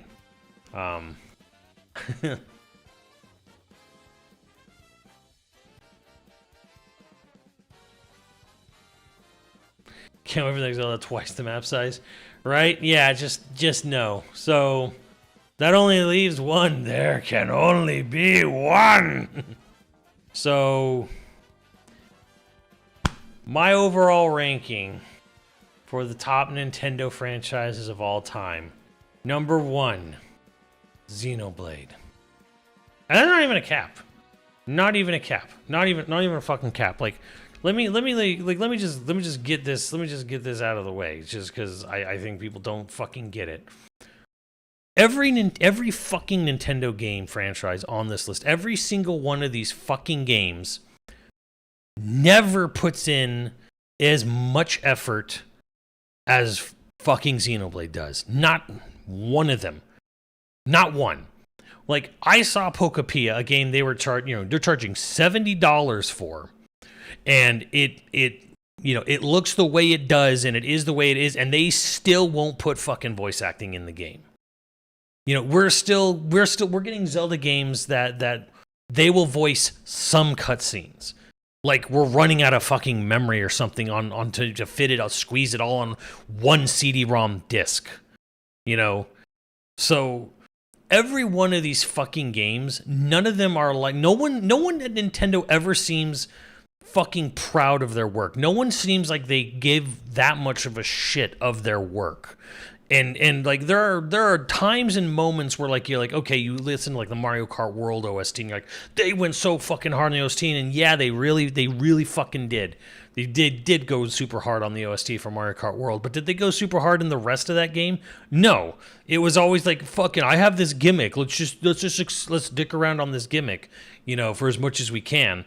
It's a weird, and I know Mario Kart's a weird thing. It's like how much, but again, I've gone into why all the simple things I think would have made Mario Kart World feel like a more complete finished product than what it is, especially for $80 fucking dollars. But yes, like all of these prestigious games and all these prestigious franchises, they don't fucking go anywhere near as hard as you think they would. Like the closest we kind of get, is 3D Mario's. Like mostly because of Koizumi and stuff, but even he gets fucking, even he gets his leash pulled and tugged on, and made to heel under Miyamoto and the rest of Nintendo's whole anti-presentation gimmick. They don't go full fucking hog on it. And they have all the fucking money in the universe. All the money in the universe. Like, not one fucking bit of Nintendo's profit or Pokemon Company's profit would be anywhere severely impacted if suddenly Pokemon put as much time, as much effort, as much motion capture, as much choreography, as much music recording, as much as presentation as they did into a Xenoblade. Xenoblade is the only game franchise they have where people seem to actually give a flying fuck about what they're doing. That they're like, we are making a premium product that we are fucking proud of. Everyone else is making a fucking product. The rest of Nintendo is the fucking McDonald's CEO. And only at Monolith Soft are they the ones sitting there going like, we're making a fucking burger. You're making a product. We're making a fucking burger. Now, Nintendo may be McDonald's, Mario and Pokemon may be that fucking Happy Meal, but they are also that fucking Happy Meal in quality. So, especially with Pokemon with that last game. So that is why I'm putting Xenoblade here at the top, because every fucking facet of that company is proud of the fucking work they do, and they're fucking also proud, of their employees. And you can go to their fucking Twitter and see how much they do to make sure that their employees are taken care of, are having a quality life work balance, are actually living a decent fucking life, and they're treated like real fucking people here. Like one company, that one franchise is proud of its work, is trying to send a fucking message, trying to make some fucking meaning in this world, and the rest of them are selling fucking product. And that's why Xenoblade's number one above everything. Yes, your Zelda, your Mario, your Pokemon, your Animal Crossing, eat my ass.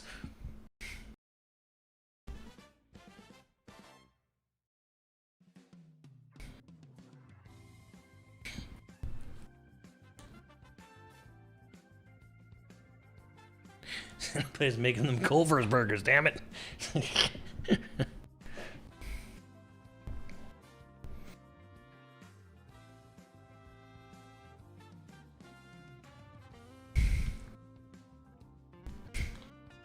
So that's Nintendo.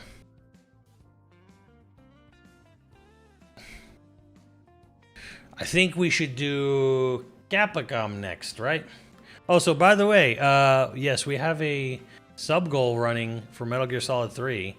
If you would like to see me play through Metal Gear Solid 3 HD or Delta, your choice, not mine.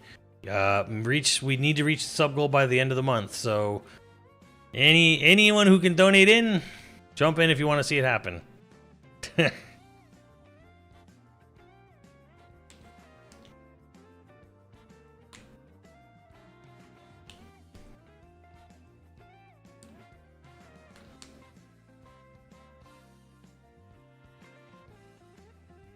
want to see Delta? You can see Delta. I'm getting some shit to drink.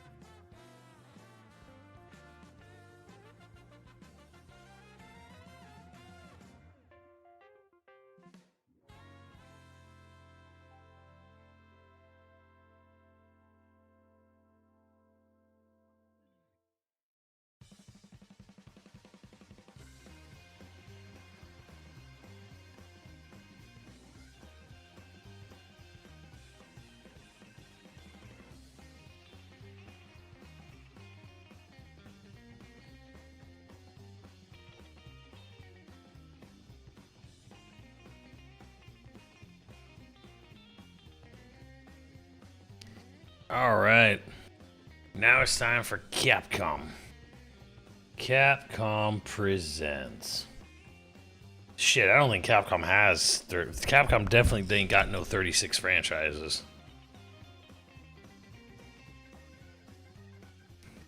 Capcom has like. Are we gonna get past 10 with Capcom?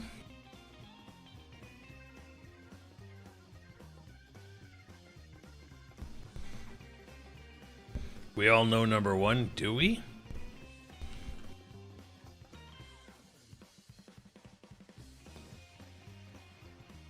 I mean, that really depends on how we break. Yeah, well, all right, well, let's start with 15 or 20.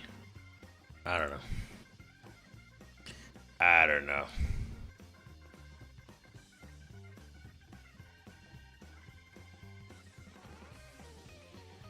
I think we can go to 15.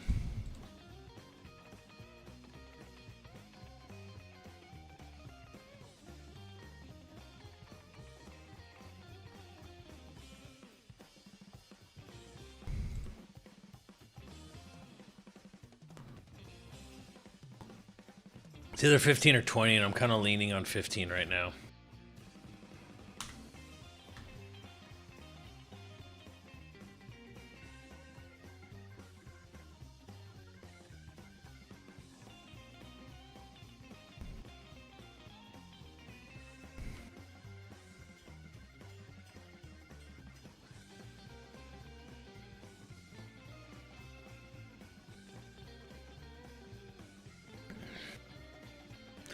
Oh Christ, all the Mega Man franchises. I didn't even think about that.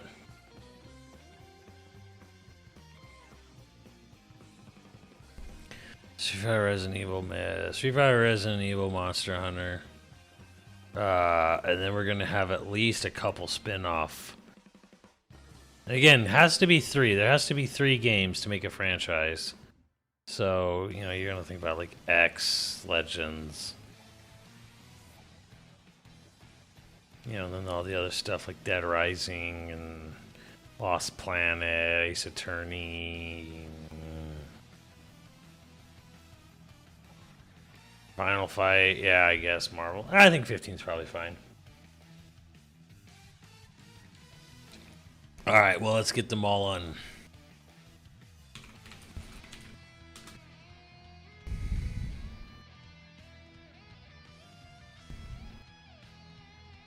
All right, let's get them all in. Let's get the big 3 in first. Street Fighter.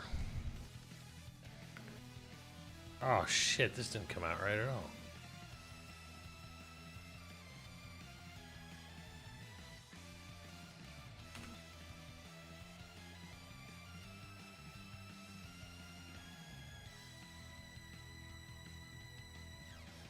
I see what happened. It moved when the fucking names got put on the side.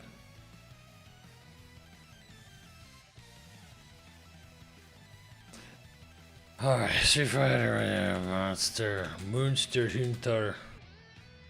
Ba ba ba ba ba ba ba ba ba.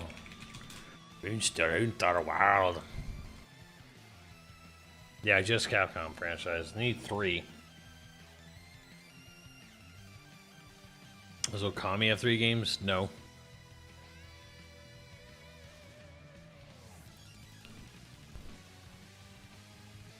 Yeah. Devil May Cry. Yeah.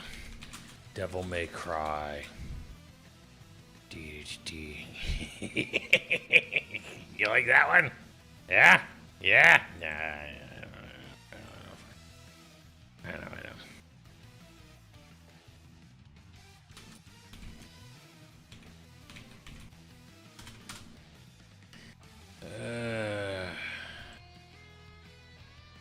Phoenix Wright. Need to put it to 24. Do I? Breath of Fire for Al. Yeah.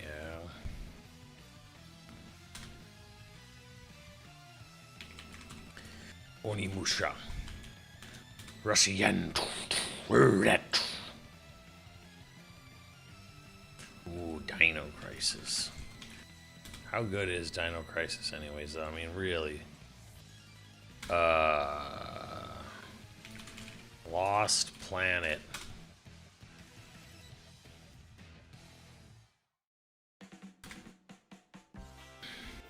Why does this thing keep changing? Because God, hold on. Get the fine. Fuck. Ah.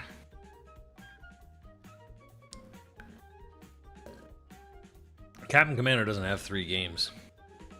Beautiful Joe, on a technicality, it has Double Trouble and Red Hot Rumble, but nope, Rival Schools only has 2 games. No Rival Schools. No Power Stone, no Rival Schools. Darksuckers? Crim.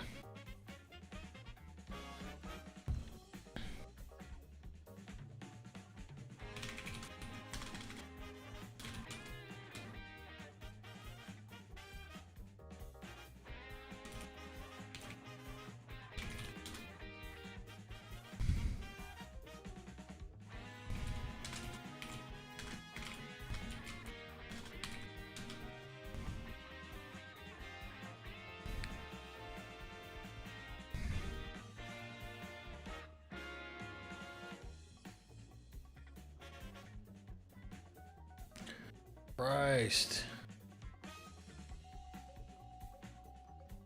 Keeps getting bigger. Oy.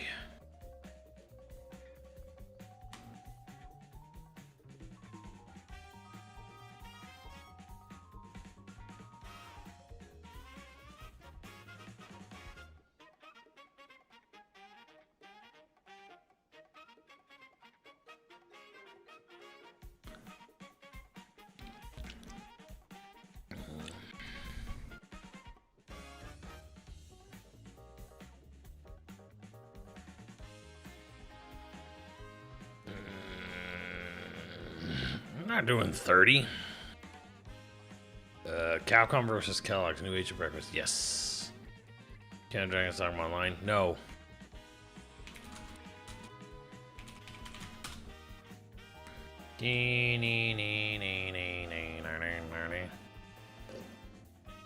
Final fight? I guess.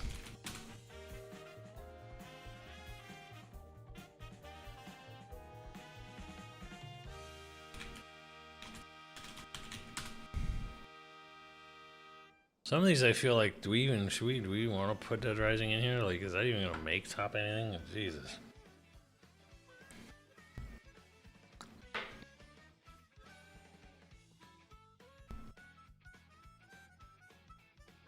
Yeah.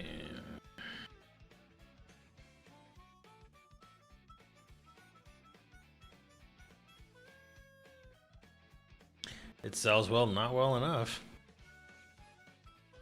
Every Disney game.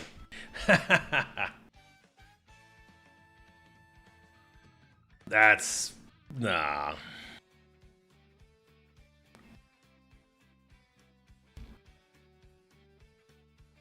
Oh god, I didn't even put Mega Man on here.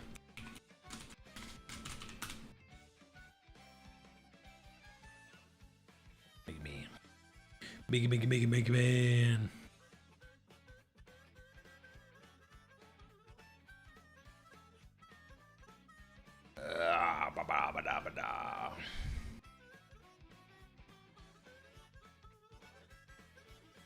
Chip and Dale MMO. Chip and Dale MMORPG. Shut up, Duo Maxwell. I know exactly what you're talking about. Ghosts and Goblins, Ghouls and Ghosts, Ghosts and Goblins Resurrection.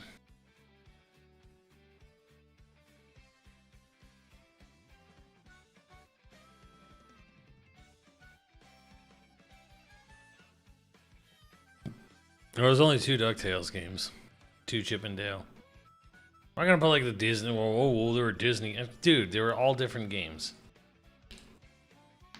You know, the thing with Mega Man is that X and Mega Man operate basically on the same gameplay principles. Zero's a little different, and then Battle Network's its own thing for sure, and Legends is its own thing for sure.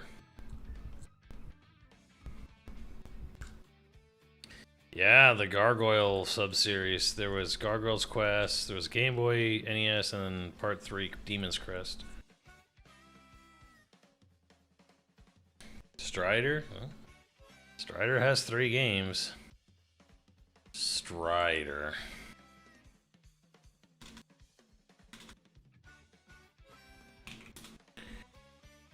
Strider.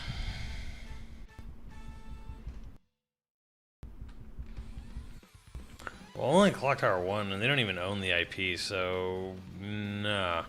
Bionic Commando is kind of a gray area.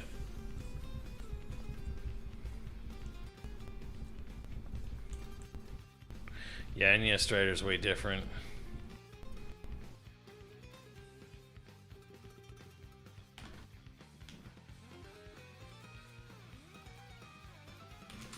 Put Mega Man Legends on here.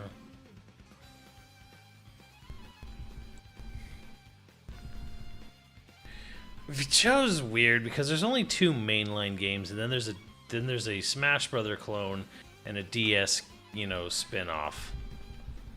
Red Hot Rumble. So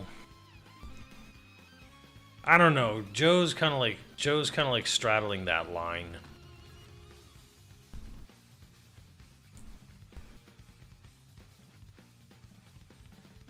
Legends 3 Totally Game. Well, there is Misadventures of Tron Bonne. But you're right, it is kind of a spin-off, so...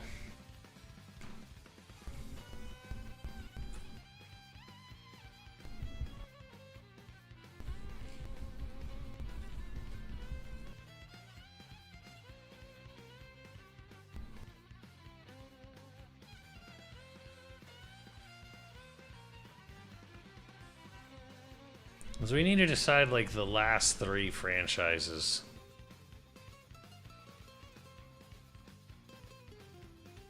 I think Mega Man X is pretty similar in gameplay design to Mega Man, that it can kind of just be a part of it.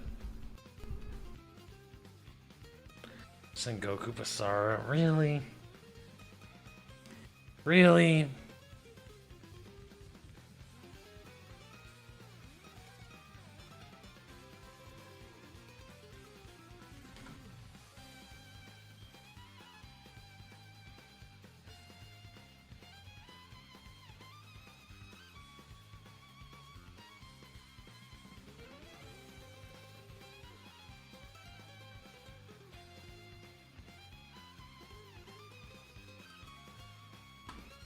Running on franchise with 3 different games. Onimusha? Nah. Ace Attorney? Nah. Yeah, we'll put Darkstalkers in there.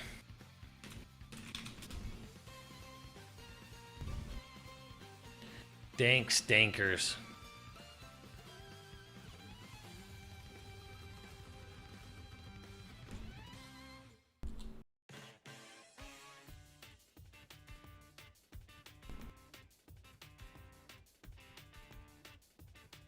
Dank Stankers for sure. That at least got 3 past games. I don't know about the 1940 series. No, the PlayStation one doesn't really count as a sequel. No, Dragon's Dogma's only really had 2 games. There's like the online thing. I don't even think that thing... I don't even know if you can play Dragon's Dogma online anymore.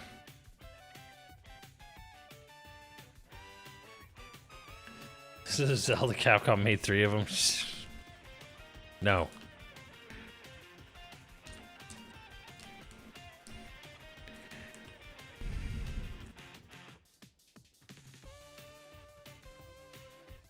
Private service? No, then no. Fuck no. No, it doesn't. A game that literally doesn't exist anymore. Starlight, that's 2 games. I mean, you could definitely say like Street Fighter EX. You could say like Mega Man X or Zero if you wanted. Zero is actually different from X, because X follows the exact same gameplay loop and formula as Mega Man, so I feel like it could easily just be part of it. Dead Rising? No. Battle Fight? No, I'm not putting that on there. Battle Network's there, but you guys wouldn't be happy with what I do to Battle Network.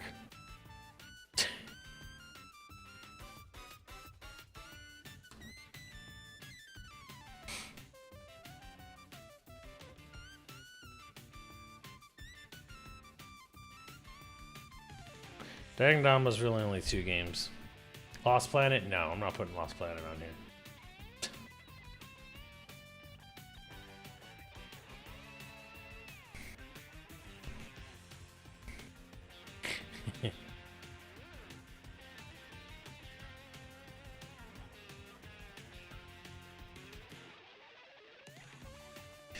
Yeah, okay. Let's do yeah, it really wasn't a lot of franchises that really made it to 3 full games, huh? Yeah, and Beautiful Joe's kind of gray area. I think we'll just put Beautiful Joe there. Anyway, it's very gray area, but fuck it. And I don't know.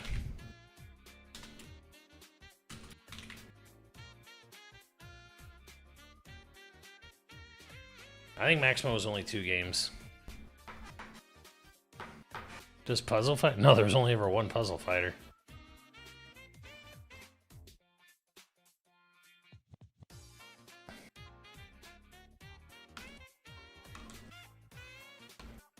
Is Monster Hunter Stories different enough? Yeah, it is. It would be, but again, you wouldn't like what I would do to it.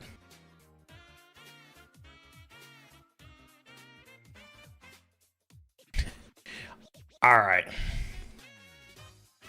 Worst Capcom franchise on this list. This one's kind of easy for me.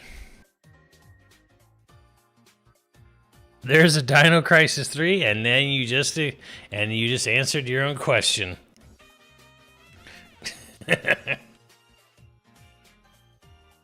Dino Crisis, because the first game is way too many block puzzles the game when it should be a fucking classic survival horror. 2 is kind of an action-y game, which is pretty good, and then 3 is dinosaurs in space, and yeah, dinosaurs in space.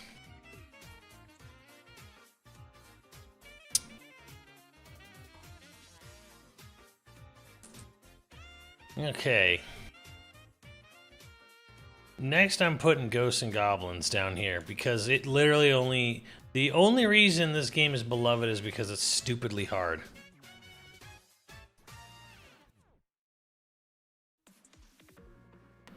Dino Crisis was my first 3D video. Oh, thank you for sharing that, Wacky B.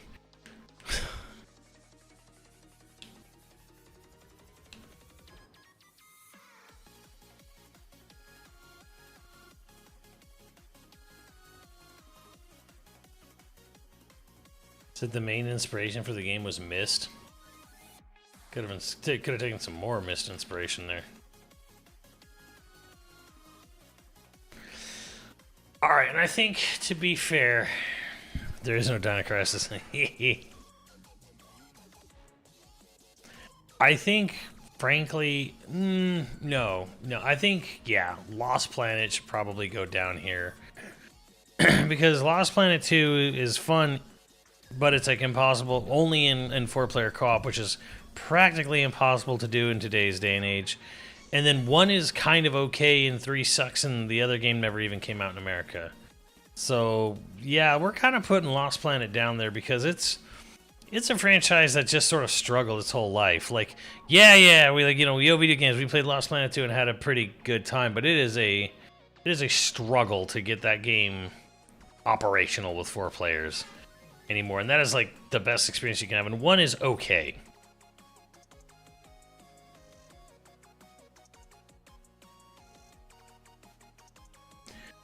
You ruined 3? Oh no, that was not Vancouver. That was Spark Unlimited that made Lost Planet 3. So freezer burn, if you wanna direct your ire at someone, you're looking at the completely wrong developer on in the wrong spot of the world. Like literally halfway around the world at a completely different development studio, you're fucking mad at. So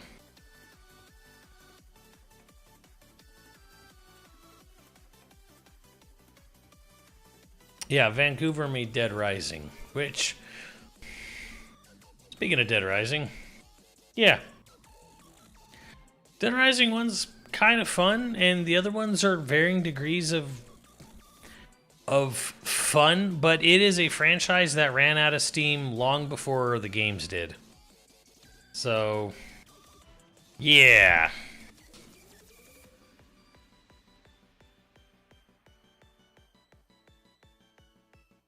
Yeah.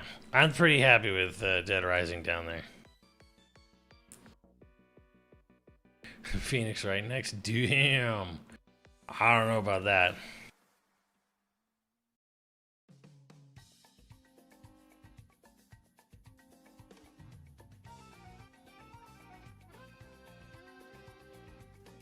Man, Dead Rising was good. Dead Rising was a lot of fun, but it also kind of like, by the second game, you were pretty much done with what that franchise had to offer.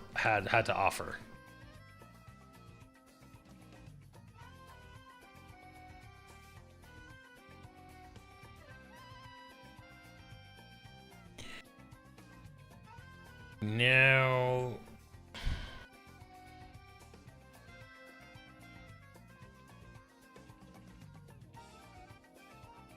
I'm gonna be real with you, chat. I'm gonna be fucking real with you.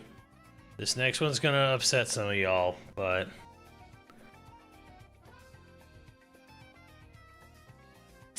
Final Fight down there, because this is what, 15, 14, 13, 12, 11. We're gonna put Final Fight at 11. That first game is not particularly even that good of a beat 'em up, and the fact that Sega was clowning them on console, hell, the console version of Streets of Rage is better than the arcade version of Final Fight. Final Fight got better, but then it got worse with that Saturn game, so yeah, Final Fight's a pretty C-tier franchise.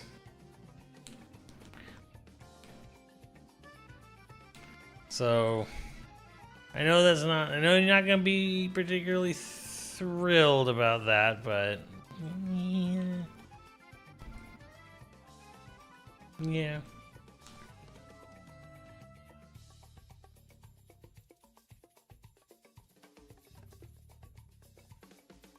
Final Fight Streetwise, yeah.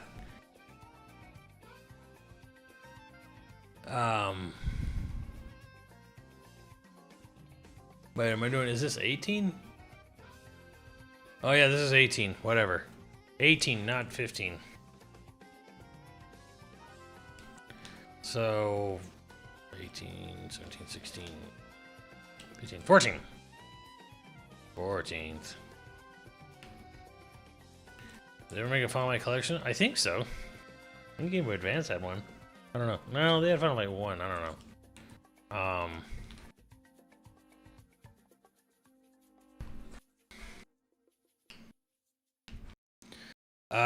Okay, so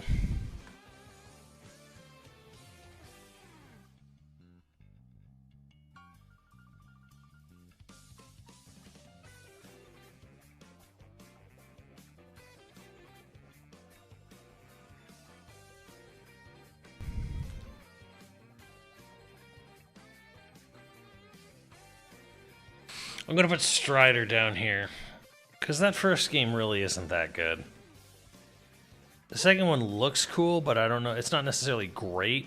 Honestly, the best Strider is probably the Double Helix one. So, and the NES game sucks. And then like, I think there's an unofficial Strider 2 on Genesis made by US Gold, and it's terrible as well. Yeah, Strider. Strider be down there.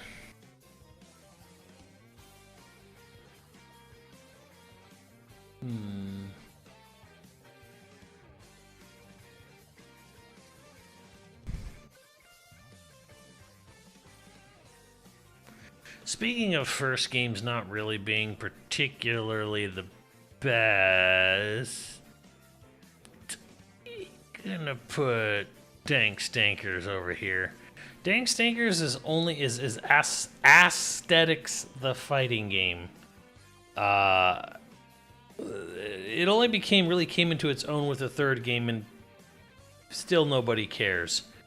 A fighting game that nobody plays is like a tree falling in the woods, and that's Darkstalkers. Nobody plays it. They'll fap to it, they'll buy statues of it, but they're not going to play it. And again, Darkstalkers 3 is pretty crazy with what the tech is in it and what it can do. But like the first games are just kind of like, you wouldn't play this. You wouldn't go out of your way to play Darkstalkers, like the first two Darkstalkers on your own for any reason other than just curiosity. Bad to it, but I won't buy it. Just like Overwatch.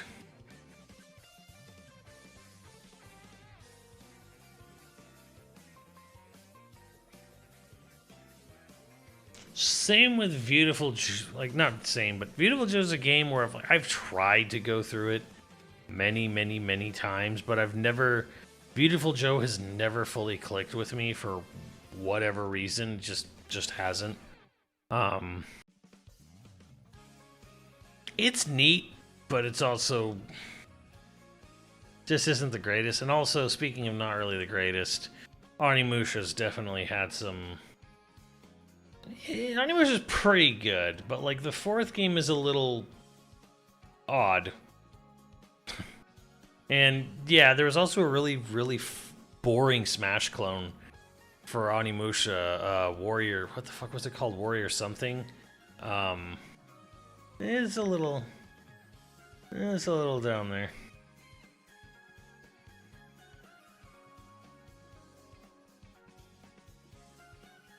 It's carried by its style of music, pretty much. Blade Warriors, thank you.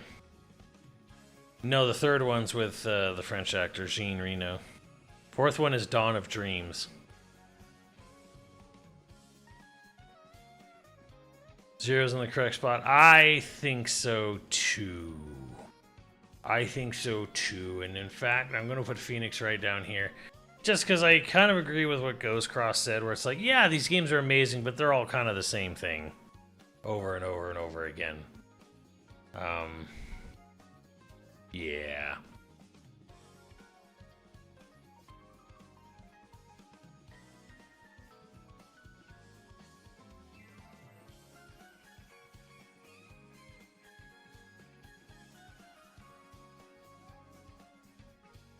And I think Devil May Cry needs to go down here. Because, yeah, Part 2, all of Part 2, the backtracking and 4, like... We all love Devil May Cry, but I think we can all agree that, like, it got some problems. There's some slip-ups in there.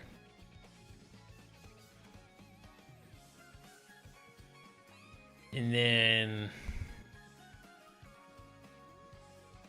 Honestly, I'm gonna say Mega Man is like... Let's say Mega Man's like up there.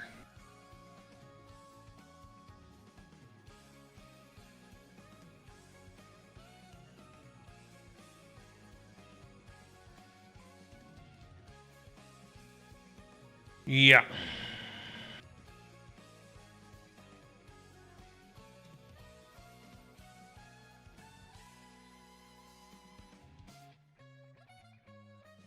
This is my list.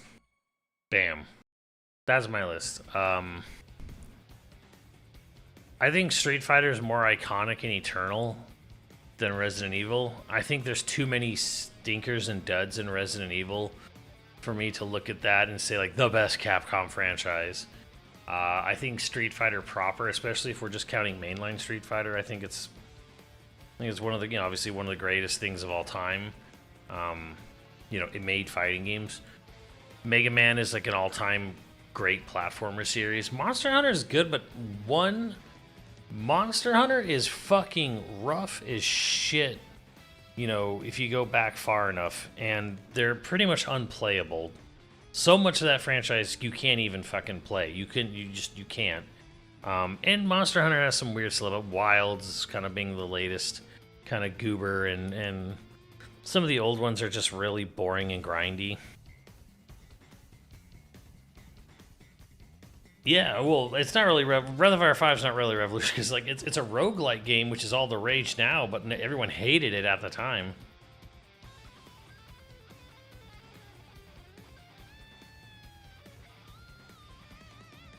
Yeah, World and Rise are such a good experience in time, but it's unfortunate that like 3 was also really good for its time too and stuff. But yeah, Monster Hunter's kind of a weird thing because like so much of the franchise just isn't fucking playable nowadays. So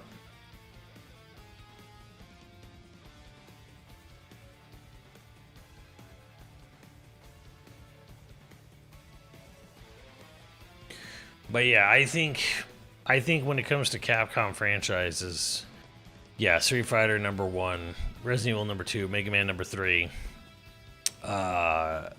Monster Hunter number 4, Versus series number 5, Breath of Fire. It's kind of sort of like a maybe I'm rating Breath of Fire too high because yeah, I'd probably fall asleep trying to play this game. But yeah, then Devil May Cry, Phoenix Wright, Mega Man 0, Onimusha. Onimusha way too high. I don't know. Onimusha 1's really good, and 2's good, and 3's good. So I don't know. I don't think Onimusha's that bad. I think when you go below, all the shit below Onimusha has like, wow, there's some real stinkers.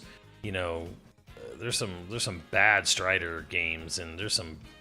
Final Fight 1's really not that good. Most of Lost Planet isn't really that good as a franchise. Ghosts and Goblins is just fucking hard.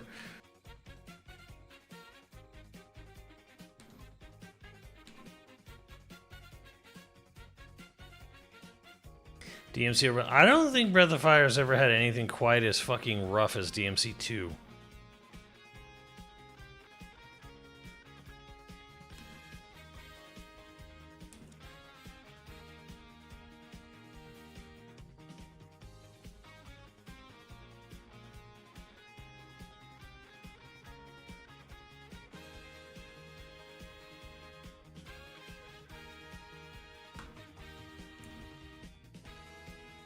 Volcanics or DMC 2. Well, what about DMC by Ninja Theory, which is also part of the franchise? You all fucking hate that game.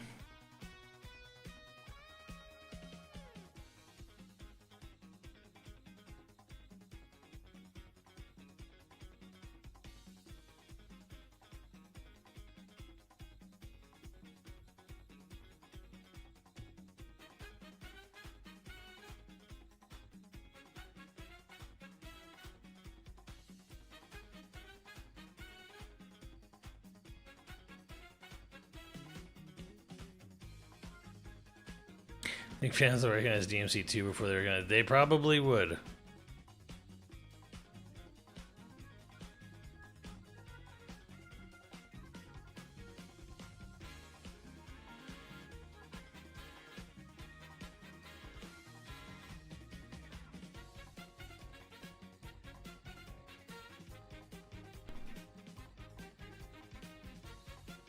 Yeah, I'm pretty okay with that. Again, 4's pacing is fucking terrible. Like, did you forget the backtracking in 4?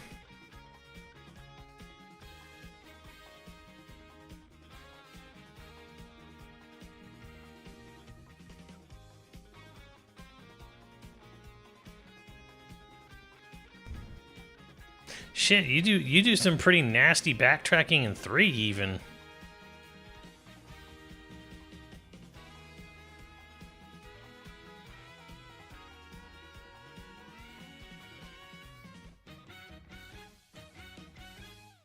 So yeah, I'm pretty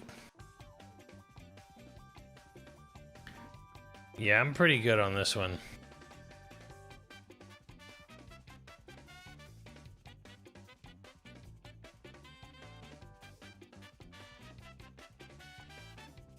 So I'm saying DMC 5 is the best.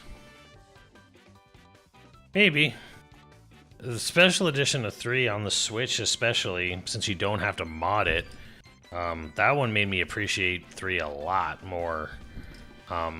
doing the full weapon and style switching on the fly in the Switch version of 3 is like, bro, this is some game-changing shit for me.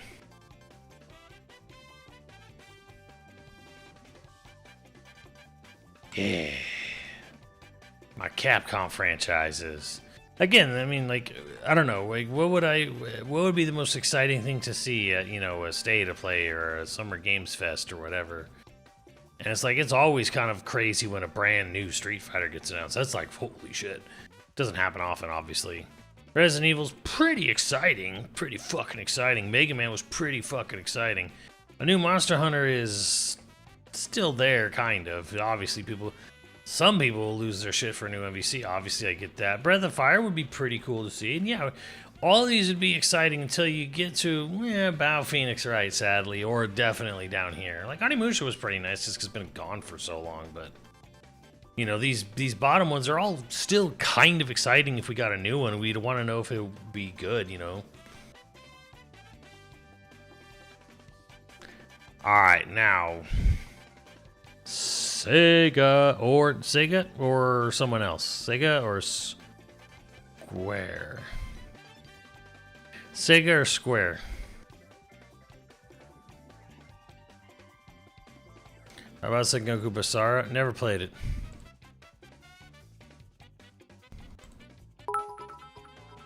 Hey, Freezer Burn cheered. Night all, I'm tired. Bye, Freezer Burn, thank you for joining us. Sega's good. Sega. Sega is easier? No, it is not. No, it the fuck isn't. Oh my god, Sega.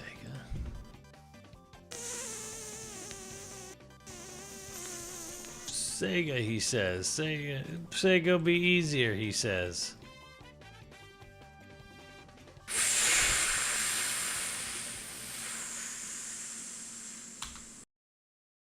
Or would you like to see me play some video game? Journey.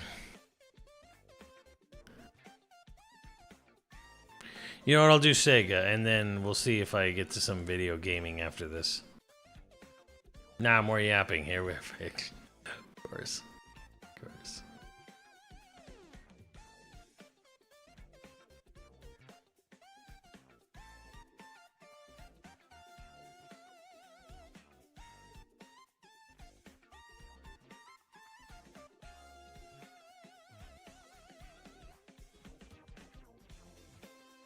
No video game shitting on Sega.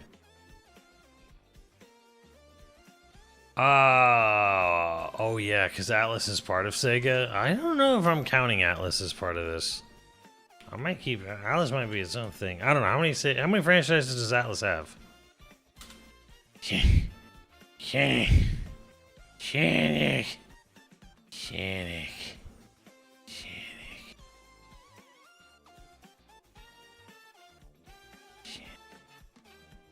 Shannick. Fuck. Put too much there. Alright, hold on.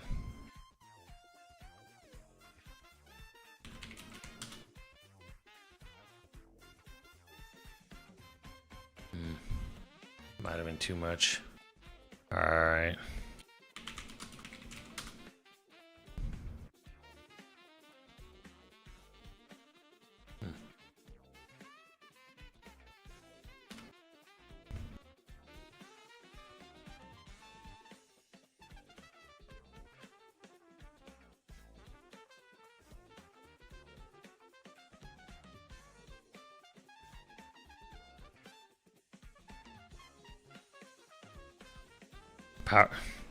Power Stone? You know Power Stone's a Capcom franchise, right?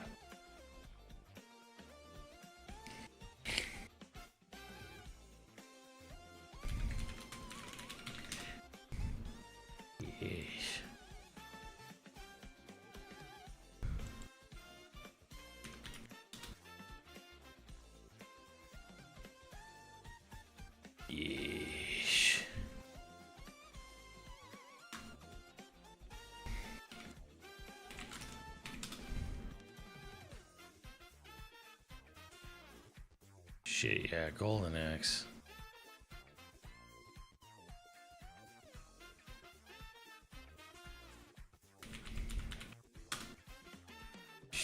Shenmue. Ooh, Outrun. Technically, yes, because of Outrunners. Outrun.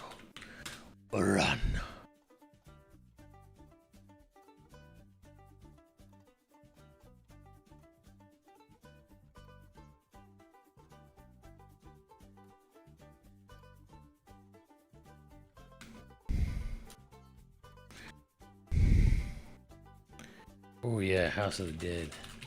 The House of the Dead. Soul Calibur.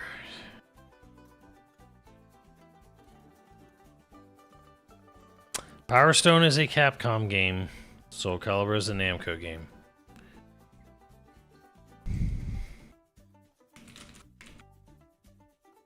Super Monkey Ball.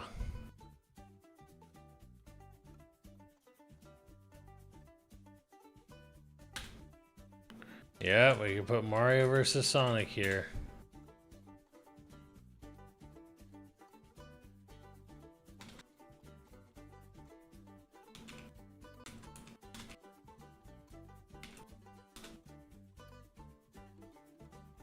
You can put it here. I don't know why you guys want it. You think I'm going to put Mario vs. Sonic here for whatever reason at the Olympic Games? Actually, you know what? Fuck this. Nah, fuck this. It's stupid. It's not even gonna chart. Why bother?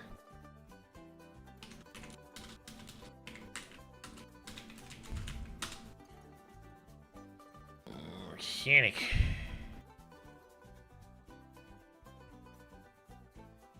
Watch this gonna fuck up.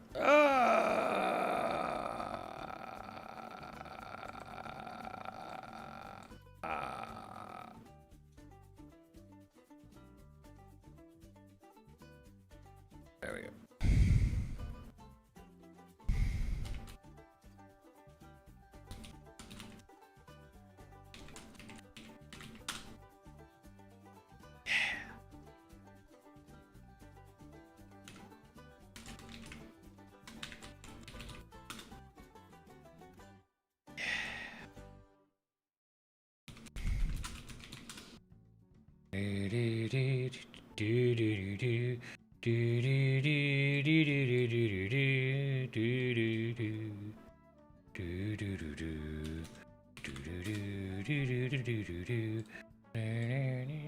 Dad has no idea how big that game was in Japan.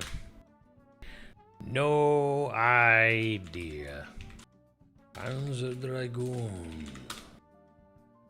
I got one with the Mobius art. Fuck, they don't.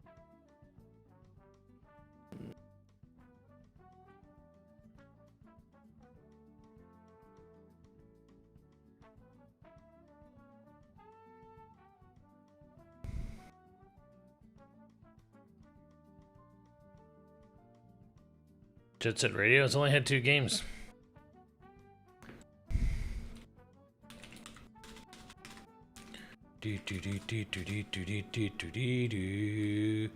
Yes, it's had 3. Gay boner.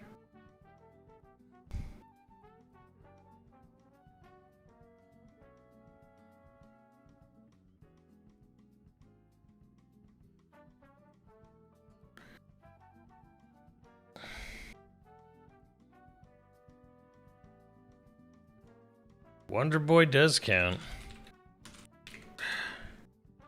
Am I really putting Wonder Boy in here for all of South America?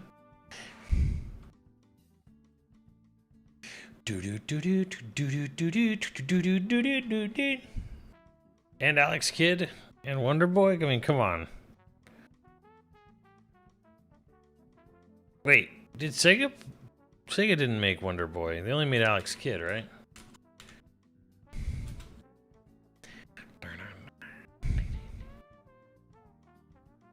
The fuck is Wonder Boy? If you're not from South America, it's okay. But if you really want to know, it's how Shantae got here.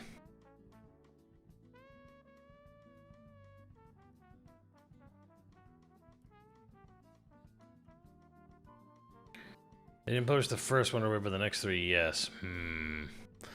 Oh yeah, hey, let's go make some crazy money. Here we go.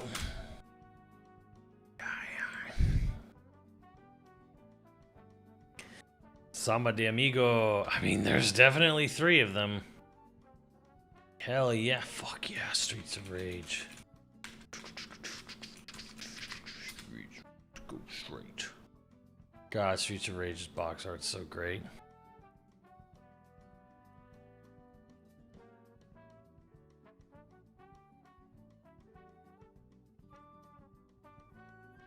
Knights ain't gonna fit on here. Fuck, that's right, there's only 2.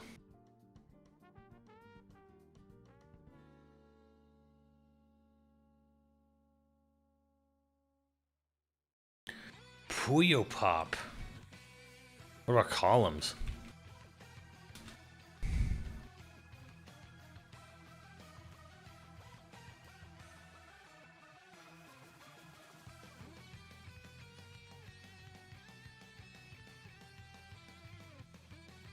Puyo was life. Puyo Pop.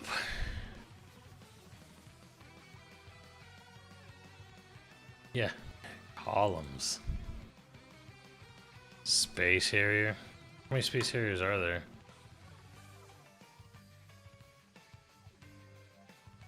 Altered Beast is Sega. I don't know if it got to 3 games though. I only remember the Genesis and PS2 one. Same with Fantasy. Did Fantasy get to 3?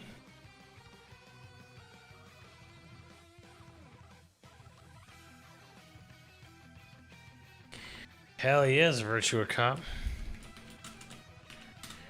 Virtua Cop.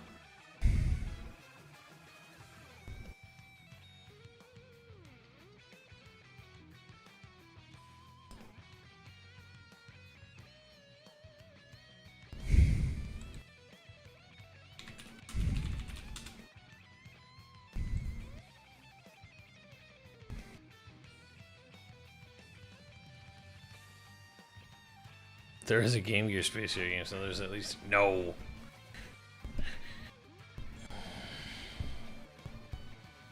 There's technically 3. There's Afterburner, Afterburner 2, which is more of a fix of 1, and then Afterburner Climax. Bayonetta. Fuck. Yeah. Yeah. Yeah.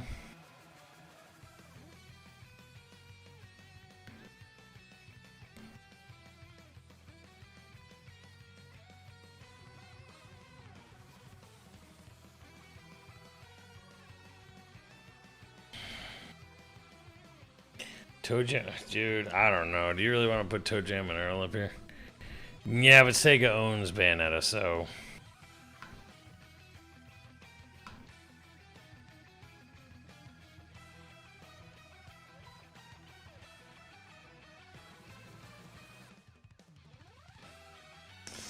Atlas is owned by Sega, so.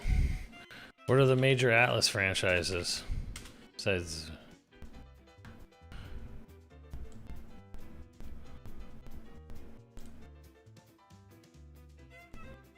I don't know enough about Total War.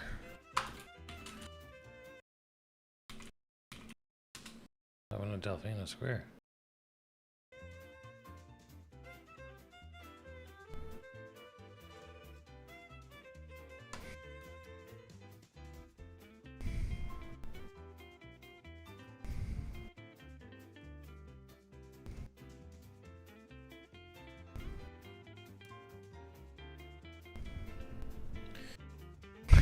But which is the one that features Dante from the Devil May Cry series?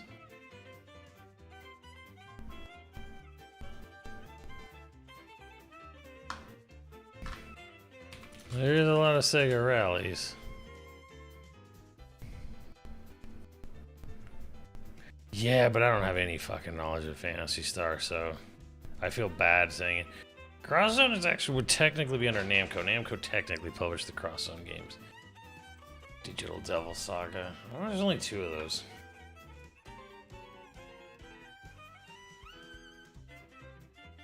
Oh shit. I just thought about something. You can be my only star. Initial D.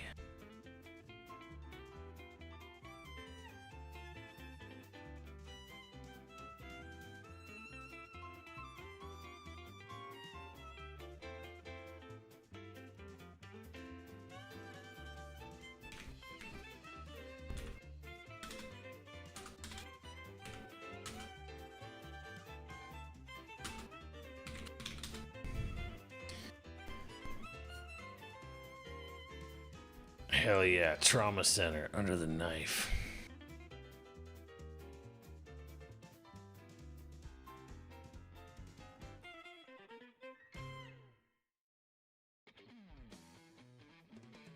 Ooh, Thunder Force, fuck yeah.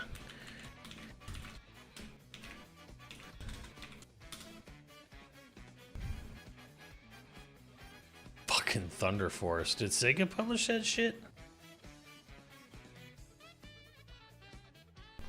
Is that a Sega owned IP?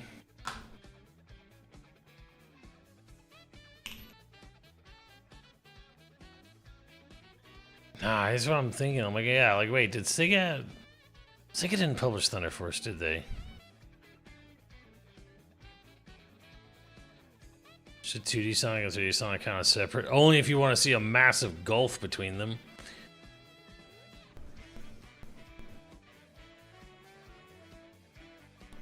Sega owns it. Nah, Knights only has 2 games. By my own rules, I can't put Knights on here.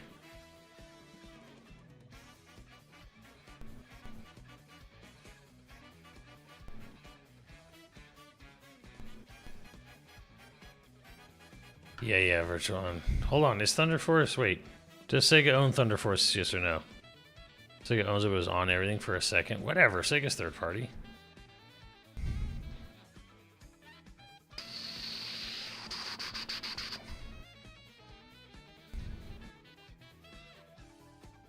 Produced by Technosoft Sega.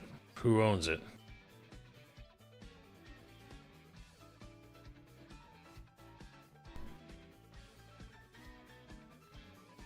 Disgaea Atlas? No.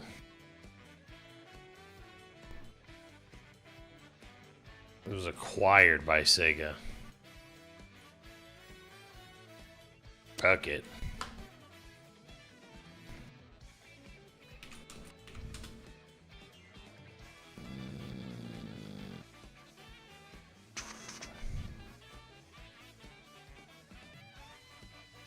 Was it Virtua or Virtual On?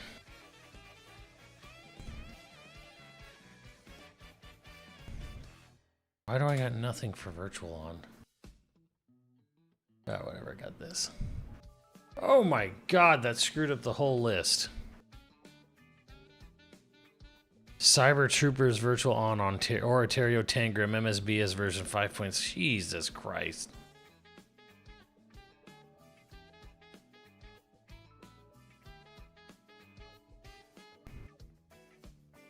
There we go. Cyber Troopers Virtual On.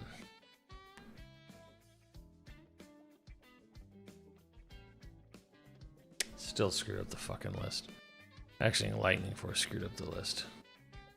Get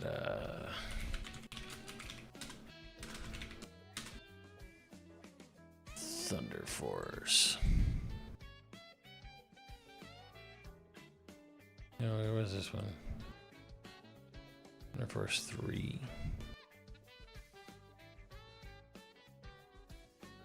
No, this one's amazing. Thunder Force 4.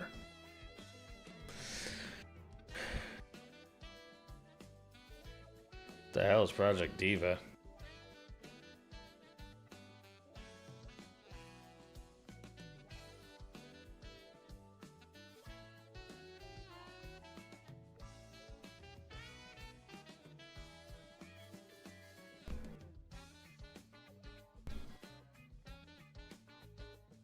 This Hatsune Miku stuff? No, not unless you want to get mad. Is there any Sega horror game? Deep Fear. Yeah, Vector Man is only 2. There's a canceled PS2 game.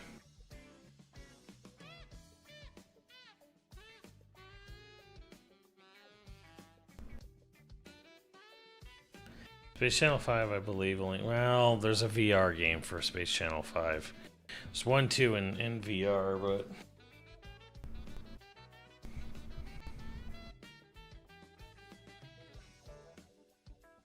I'm trying to think of other Sega franchises that had like 3 games. Unless you want me to do 2D Sonic, 3D Sonic. Alright, we're gonna do that.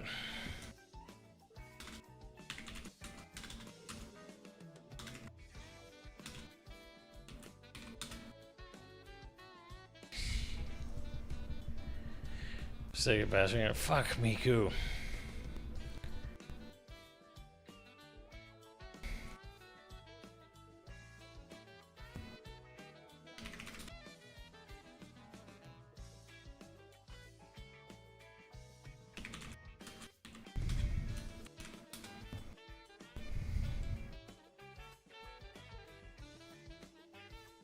Splatterhouse, Namco.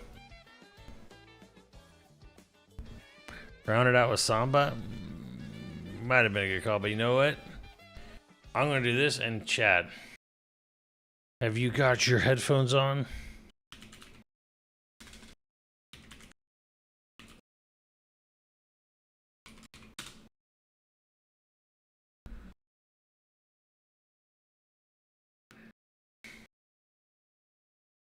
Okay. Yes, then I'm gonna blow your ears to the back of this auditorium. 1, 2, 3, 4.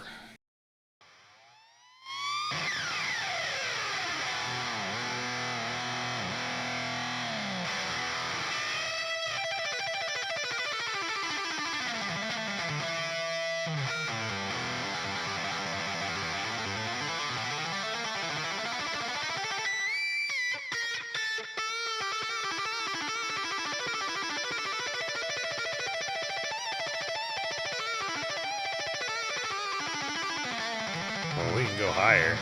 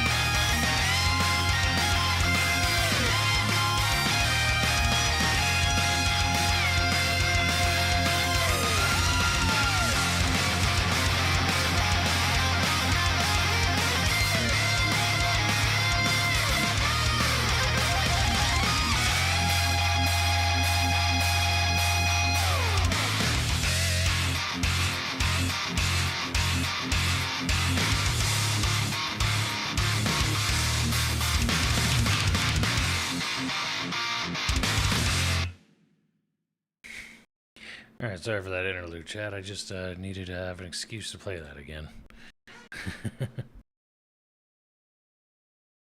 And Astrobot song, Thunder Force 5. Yeah, Astrobot credits play a Thunder Force 5 song at the end. Yes, Thunder Force has some fucking insane music. This sounds like something from a TurboGrafx game where no one told them to chill. That's pretty much TurboGrafx in a nutshell. That's not yeah, Thunder Force. I was not familiar with your game. Fuck. Okay, so it's time to rank these Sega franchises. Shit. Back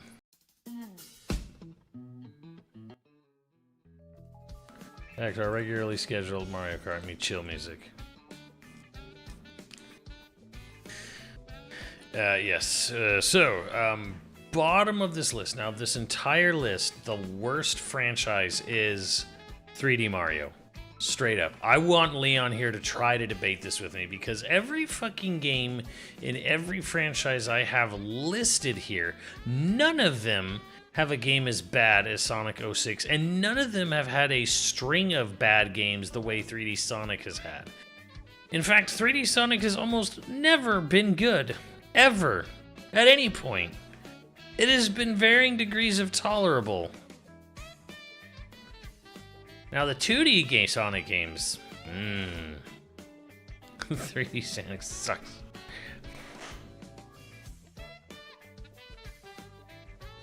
They have been varying degrees of tolerable. And then right when they started to get good, they kind of fucking dipped again. So 3D Sonic absolutely has the lowest low. I mean, Sonic 06 alone is worse than any fucking game on any franchise on this entire board. Any of them. So, they never feel finished. Yeah, big time. So, yes. Sonic 3D is right at the fucking bottom where it belongs.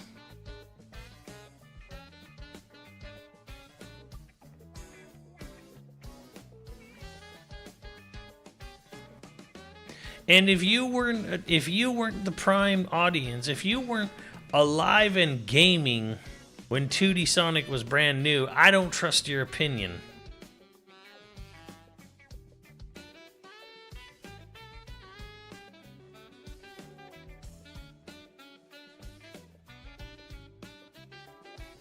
Yeah, right when they fucking got on the right track, they fucking derailed again. Anyways. That brings us to the question of what's the second worst Sega franchise on here. Ah, yes. Shenmue. This game is fucking misery to replay. Like, oh, it was one of its kind. It really wasn't. It did things no other game had done before. Not really. It spent a lot of money doing it. And it is absolutely terrible. It is aged like fucking milk. Fuck Shenmue.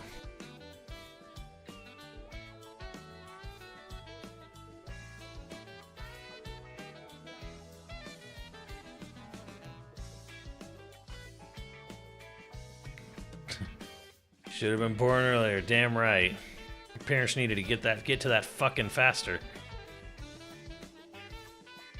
So, all right, third worst.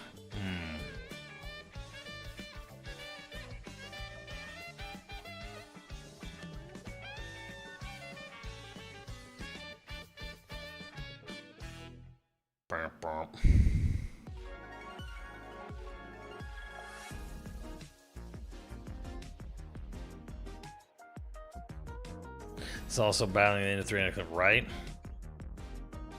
Sega doesn't own the third game. But they do own it. They just let YestNet develop it. And they let Deep Silver publish it. Sega still owns the Shenmue license. It's like a Bayonetta 2 and 3 situation.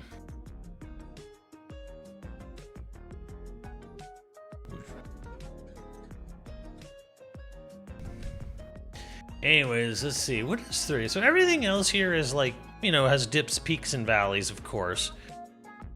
But which one had more valleys? I'm gonna have to get a little bit cranky on y'all, and y'all gonna hate me for this, but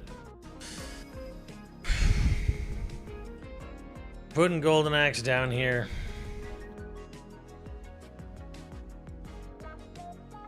The Golden Axe only decent game is a Zelda clone. You know what? You ain't wrong. Golden Axe Warrior is pretty awesome. No, Golden Axe is fun, but it's very simple. It's very basic. It's the best Golden Axe game ever is Absalom, and it's not a Golden Axe game. So it's like when someone took your core aesthetic and fucking made a better version of it without you, it's rough.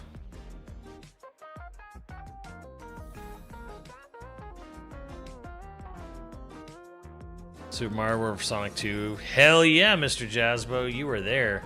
You were there when the scrolls were written, weren't you? Yeah.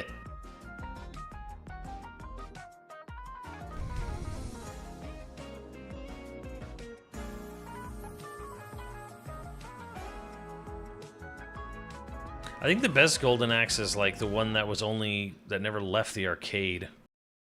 Was it 2 or 3? There was a Golden Axe that was like only arcade only, and it never got ported anywhere.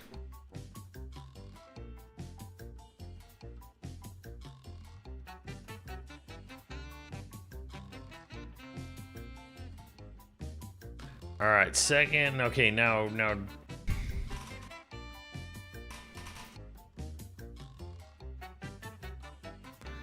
the one.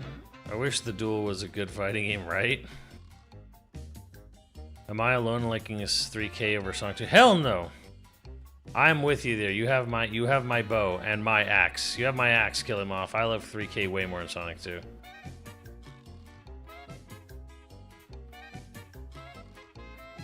No, I think Shin Megami's going down there. It's just fucking hard. It's just like, it's just a bully of a game. It's like, okay, it's an RPG that's super fucking hard, and that's the only thing it has fucking going for it. I feel like just being like, oh, it's a bully of a game. Great. What's your gameplay loop? It's hard. Great. Wow. Amazing. You're hard. Congrats. See a doctor if it lasts for more than 4 hours.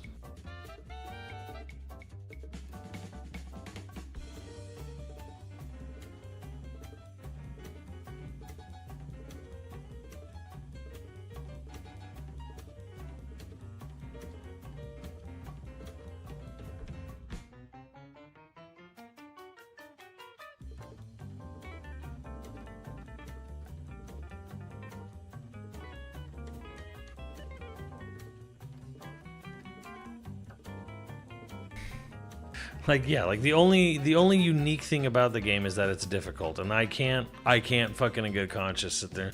What a great game franchise! It's hard. Wow. Zippity doo dah day. All right, so let's talk about games that sort of like.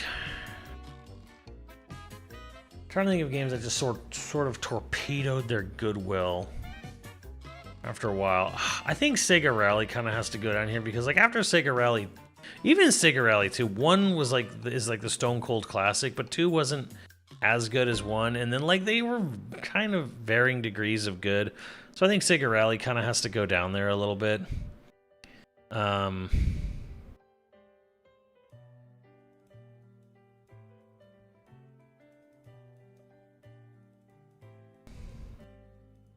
And same with Sega Rally, I'll say Virtua Tennis also, where it's like, you know, it was great the first time, but like it just sort of like petered out, kind of like with each version that came after. So it was like,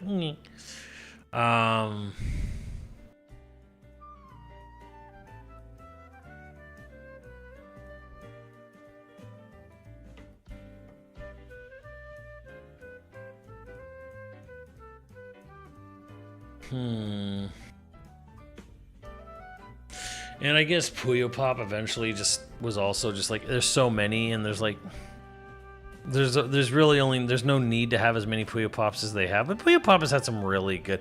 This is some really high highs and some really lows. Kind of same with Puyo Pop.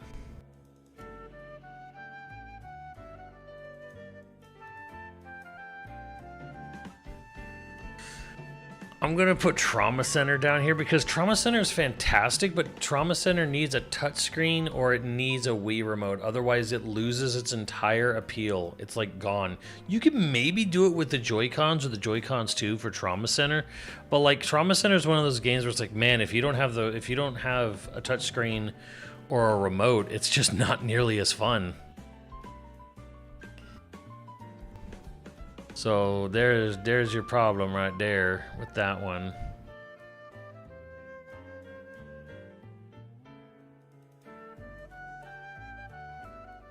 It would work with, it could work with a mouse for sure. Yeah, that's true, but I don't think they ever put it on PC, did they? Weirdly enough, huh?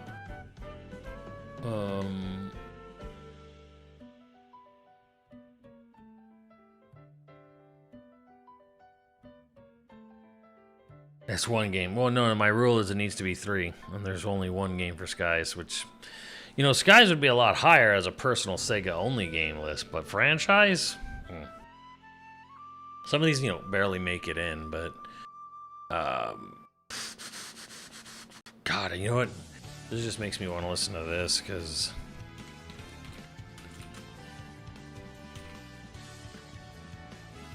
Of course, I do that as Rainbow Road comes on.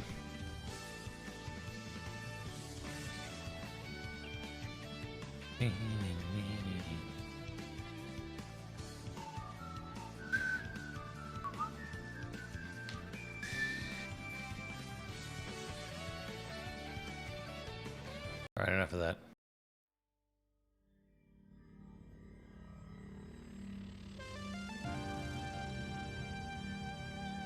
Yeah.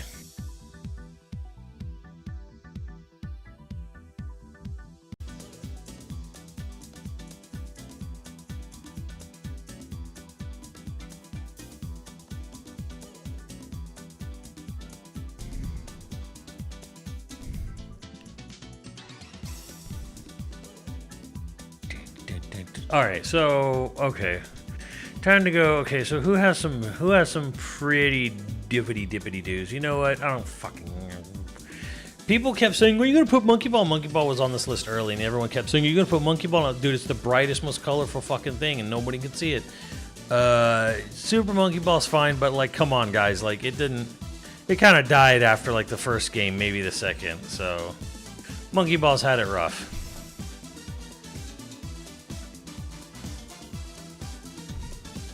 Monkey Ball is as high as it needs to be on there.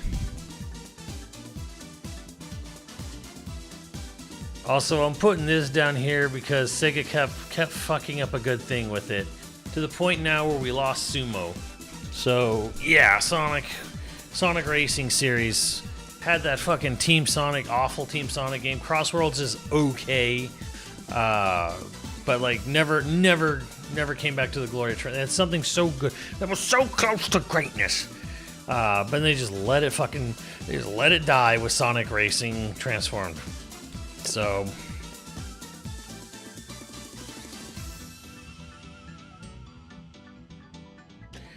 yeah, we're gonna put Sonic All-Star. We're gonna put Sonic Racing down there. Yeah, you reach this fucking peak with Transform, and then yeah.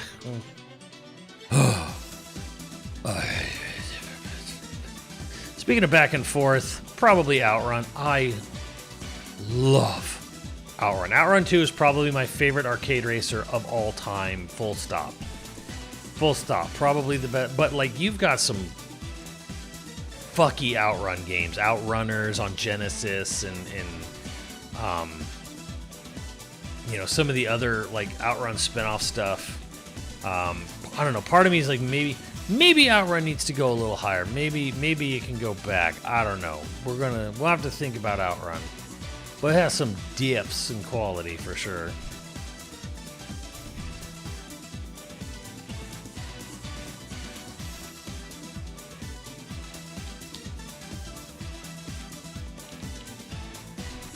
I think we're just going to leave Virtual On right where it is. I think that's a good spot for Virtual On.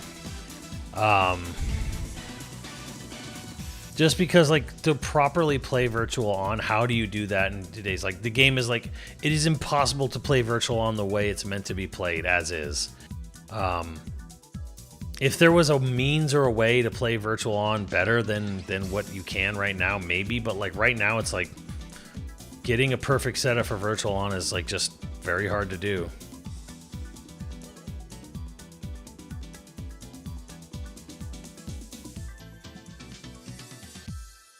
And they just kind of like let the series die and peter out, and they did that fucking horrible ass, was it Idol fucking collab one for the last one? Yeesh.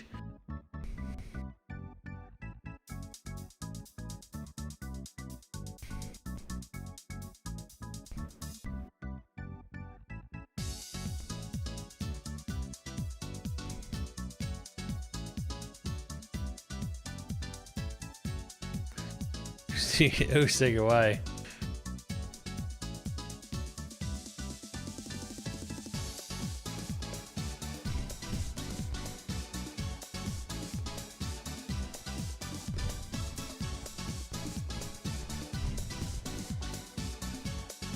I think Initial D's good, but it maybe went on a little too long. They kind of flooded their own market with Initial D, but I mean, man, that was like an arcade revolution when it came out, and people don't even know.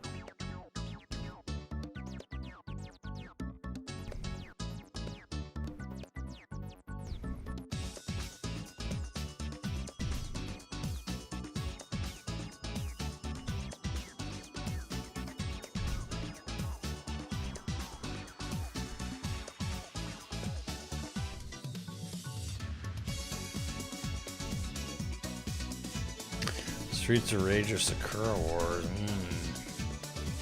It's still influential. I mean, it's still great, but did we need like fucking 9 of them?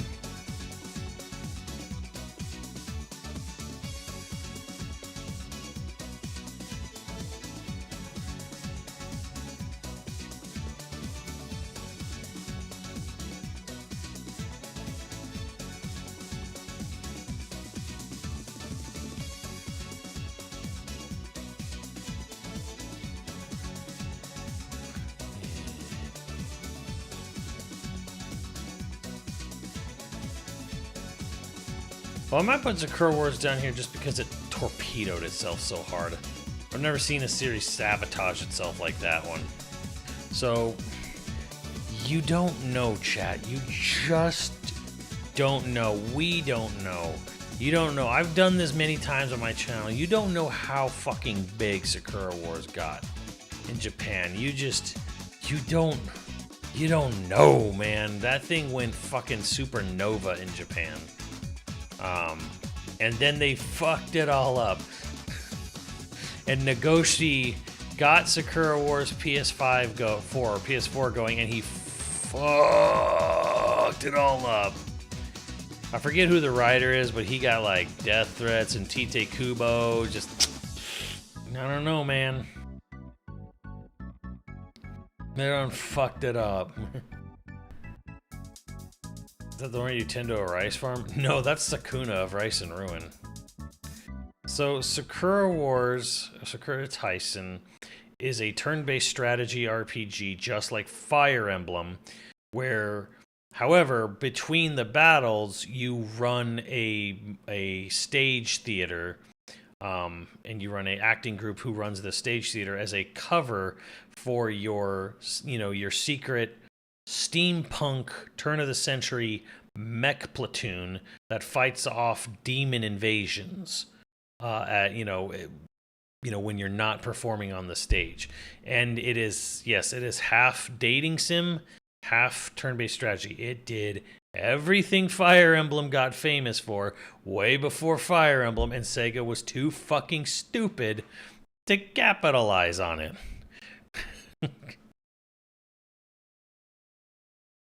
So, man, like, here, let me pulse. Let me show you a little bit. Let me show you what I'll talk about. When you get, also Metal Gear. If anyone wants to see me play Metal Gear, people don't want to see me play Metal Gear, that's okay. Well, I gotta play Metal Gear.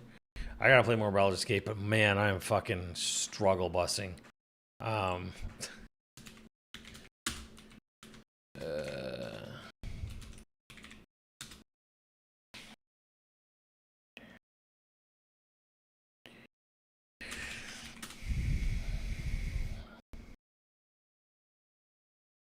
Oh my god, someone has an entire 2-hour performance, and yeah, they did it live. It's insane, chat. You don't even know. You don't even know. Japan went nuts for this franchise.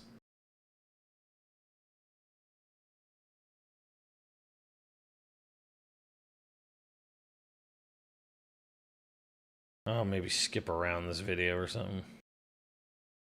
You don't even know, chat. Look how fucking huge that thing is.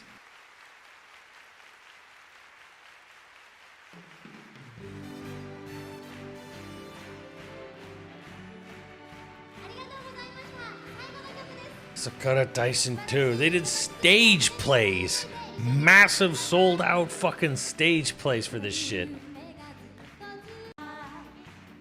They went nuts for this shit.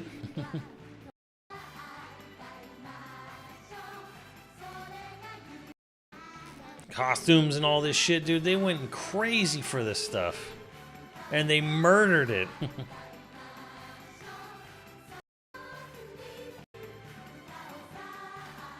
Yeah, they went nuts, dude. Like, you know, like it's weird because like it saved the Saturn in Japan. You know, it saved the system, made it sell way more than the N64 in Japan. Like, insane. Pyrotechnics and shit.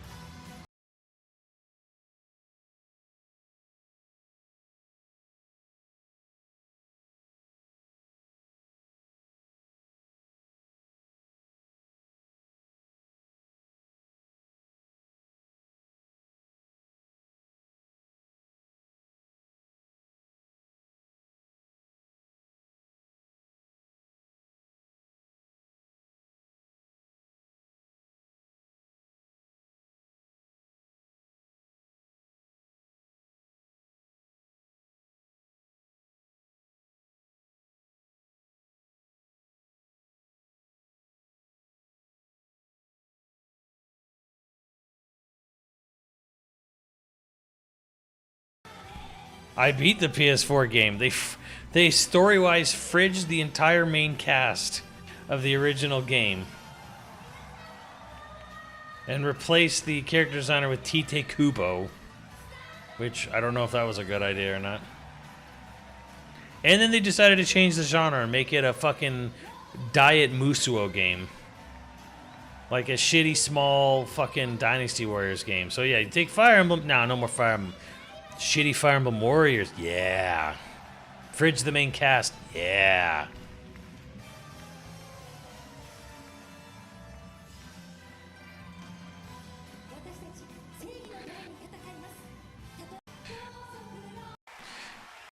Just win nuts, man. Yeah, like this. Oh, Sega.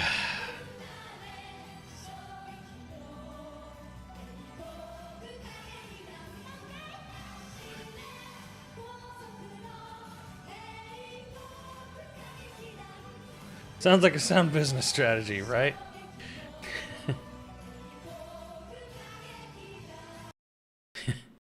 And yeah, you pretty much hit the hammer on the head there, D Nirvana. Like, Sega is that company.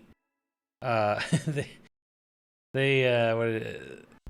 always had the tools to succeed, but always fall short due to a few bad decisions, constantly.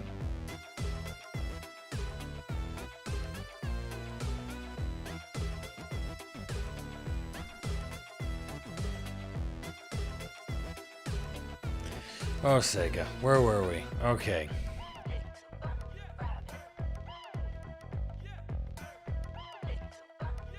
I don't like Persona. The end. If any of you want me to explain that further, I'll be happy to, but I don't like Persona.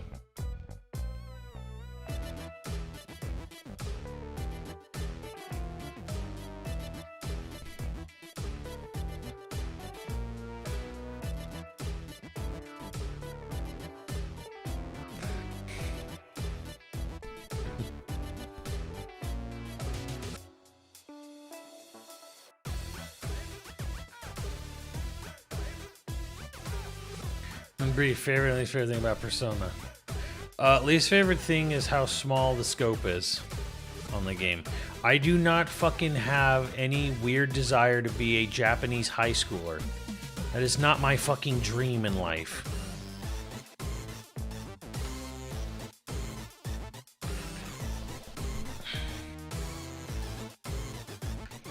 I do not wish to vicariously live the life of a Japanese high schooler going on dates.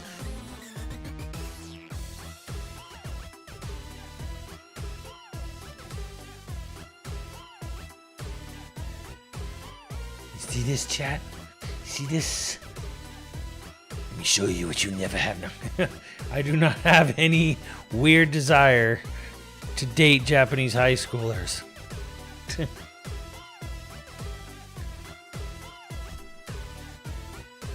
Rude.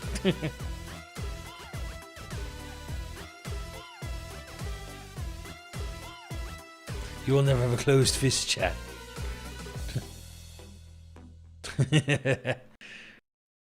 No, I hate the scope. I hate the time mechanic thing. I hate the fact that you can't go anywhere, you can't do anything. It's slow. The turn-based combat is boring to me. No. It's all style, it's all flash, it's all no substance.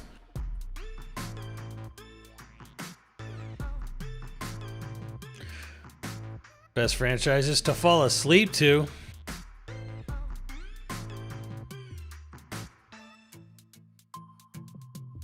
Oh, okay.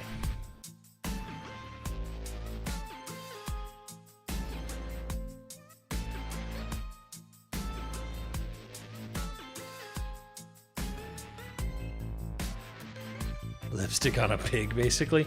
No, it's just they're clearly hiding. They don't have like map designers, world designers. You know, there's a lot of things, like, especially when you see like fucking Metaphor really pointed it out, where it was like, yeah, they actually don't have people who can make like a really large scale game. They hide everything around menus and art designs and, you know, just what we're telling you about the world rather than what you're seeing. All right, let's get back to it.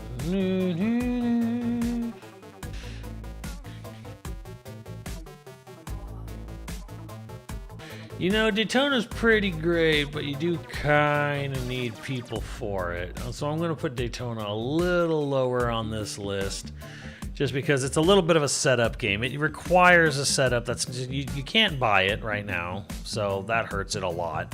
And you really do need to play it with people for the ultimate enjoyment. And there's no, you know, so it's a little bit cursed because of that. There's 3 Daytonas. 3 is really more of a remake though, but whatever.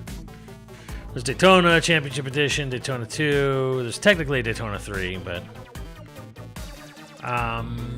we're gonna have to put Valkyria Chronicles down here because the second game is balls. We didn't even get the third game. The fourth game is just a boring repeat of the first, and then it has a spin-off with amazing music and not much else.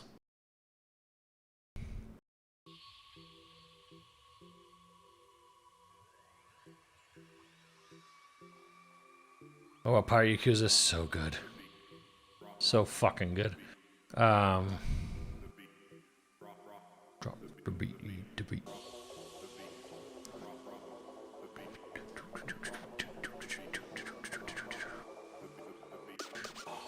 I'm gonna have to say Outrun. God, Outrun's my favorite fucking arcade racer of all time. Besides F-Zero AX.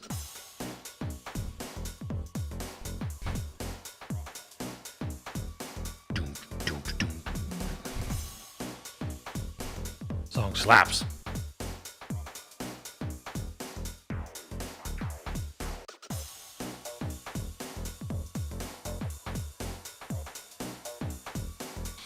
Man, these are all so fucking good now.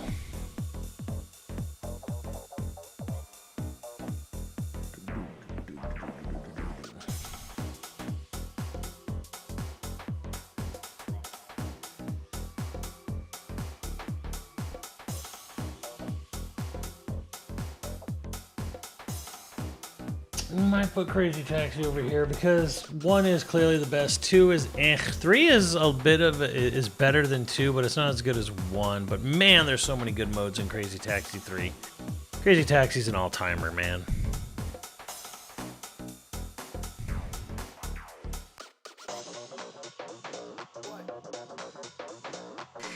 I guess I'll put Panzer Dragoon down here because 1 is very short and Orta's very difficult. 2's really good. 3 is hampered a lot by its hardware, but it's still good.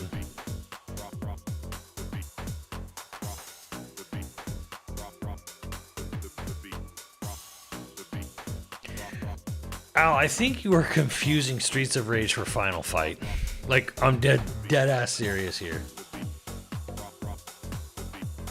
Needs the Offspring or it doesn't work. That's also true. If you don't have Offspring, you don't have Crazy Taxi.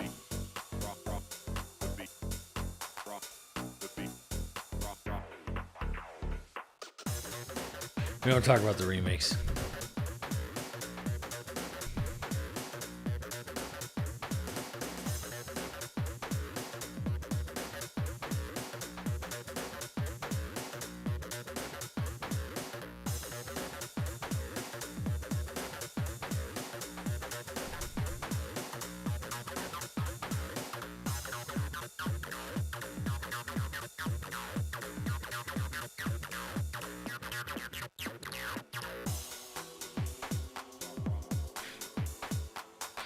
I'd say Virtua Cop at 12. No, 10? 10. Ooh, we're in top 10 now. Yeah, Virtua Cop at 10 feels right to me. Might put Panzer Dragoon higher, but I think all these kind of hit a little harder at some point or another. I think Shinobi goes here because 3 and 4 are like... Shinobi 3 and 4 are like fucking top tier, and Shinobi and Revenge of Shinobi, they're okay, but they're crusty. They're kind of dated and crusty.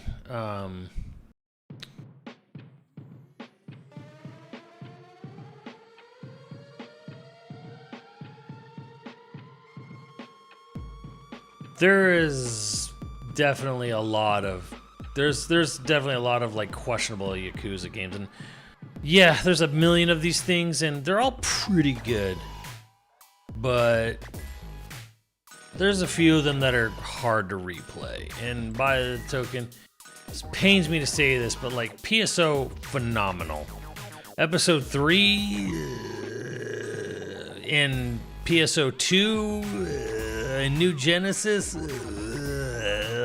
they're not bad, but they're not fantastic. But that one is such a fucking revolutionary piece of gaming that it's like, fuck.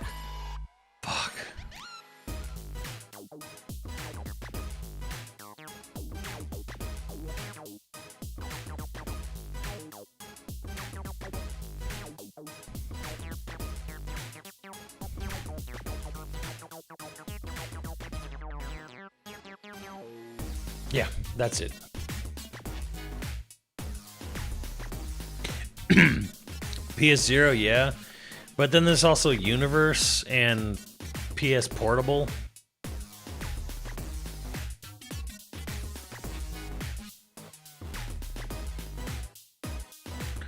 But yeah, I think that's good. Streets of Rage, because it's pretty fucking great all around. I haven't played 3 much, because apparently the bad one. And then House of the Dead, greatest fucking light gun shooter, followed by Virtua Cop. These two are the 2 greatest light gun game series of all time by a wide margin. And House of the Dead is just a little better than Virtua Cop because of the dismemberment. But they're and mostly because like House of the Dead came out was literally the follow up to Virtua Cop 2. They only went back to Virtua Cop for Part 3 once, but like. I mean, it's just like the evolution of Virtua Cop. Like, best light gun games ever. Shinobi's fucking great. Virtua Fighter, all-timer. It's in the fucking Smithsonian. Bayonetta, one of the greatest action game series of all time. Shining Force 3, phenomenal. Yeah, none of you know this, unfortunately. And I'm counting the Shining Force series, not Shining. Specifically Force. Anything non-Shining Force... where do they fall against? Time Crisis is behind them. Time Crisis is a little behind Virtua Cop. Time Crisis doesn't quite have Virtua Cop's same feeling. Like, it's really close, but... And yeah, Sonic 2D obviously still brings me the most joy to this day.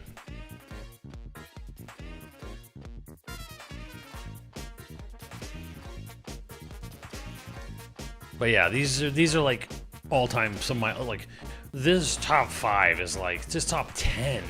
Some of my fucking favorite goddamn games ever here. Even going beyond the top 10, there's like, within 15, like the top 15 here is like some of my all-time favorite fucking games in some of these franchises here. Like, this Sega's so good. I think Sega is fucking underrated as shit. I think it's one of the most underrated fucking companies on the goddamn planet. I think they have the strongest staple of IPs next to Nintendo. I think Sega has the best IPs next to Nintendo. Maybe as good. Could be as good. Could easily be as good if they had as much time to nurture some of them. But they could easily be as good as Nintendo franchise-wise. But yeah, it's...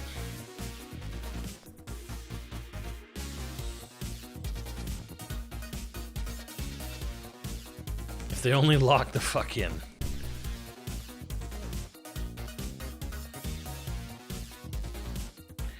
Fullerton never once really realized it. That's not true, because one, Sonic Mania definitely realized potential. Sonic 3K definitely realized the peak of what they could do for Sonic. Like, Shining Force 3 especially. It's better than... The Shining Force 3 trilogy is better than any Fire Emblem has ever been, ever. More than Capcom. I think Capcom has like a really good, strong 10 franchises, but outside of like the 10 biggest Capcom franchises, they don't have that much. Personally, like, whatever, fucking strike me, strike me if you must. But like, I don't think out of like, say, maybe like their top 10 core Sega franchises, or Capcom. I don't think Capcom has that huge of a stable of franchises. They have characters. They have good characters more than they have a bunch of different franchises, if that makes sense.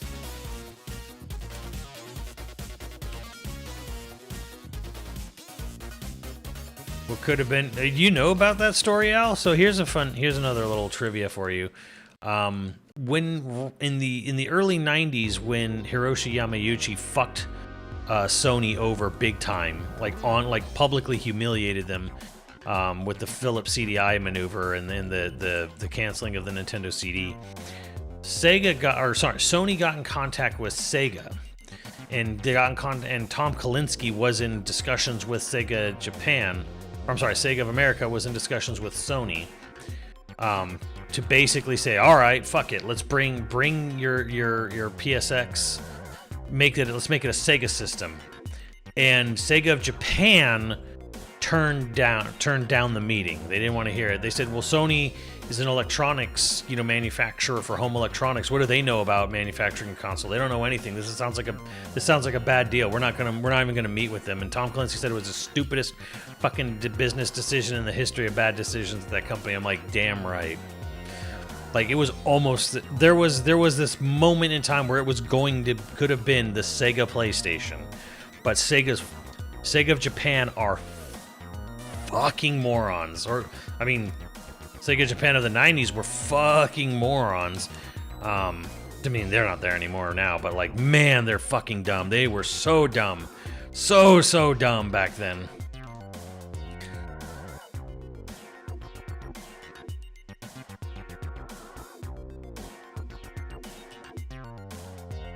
Sega Japan did hate America. Not the president of Sega, since he's the one who put Tom Kalinske in charge of Sega America and had him listen and reluctantly went along with his ideas.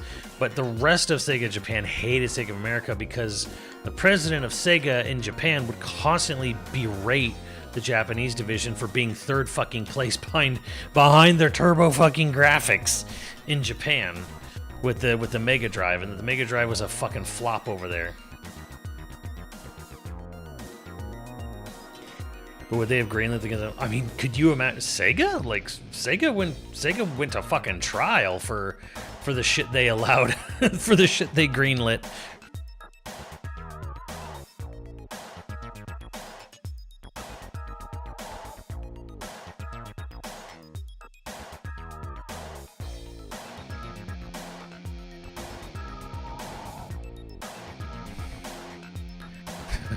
Yeah, Sega definitely would have been A-okay with this stuff.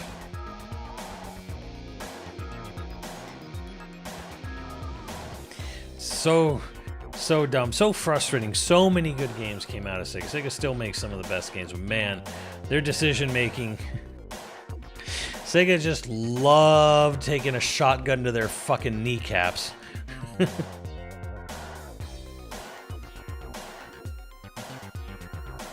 Seaman on the Sega PlayStation. What a timeline.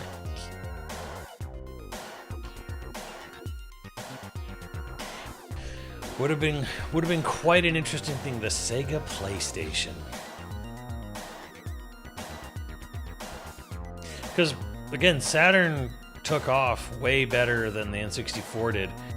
The burial, the fucking humiliating burial that would have been of N64 in Japan would have been. It would have been way more. I mean, it was already pretty bad, but it would have been catastrophic if it was the Sega PlayStation in Japan. And in America, where Sega actually had street cred, and it became the Sega PlayStation, oh my god, Nintendo would be.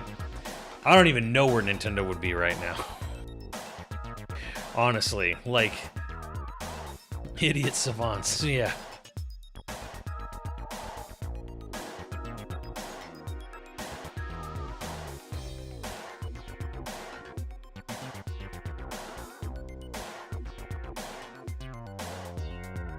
Japan took better the CD and 32X. Not really, even though the 32X was literally Sega of Japan's idea.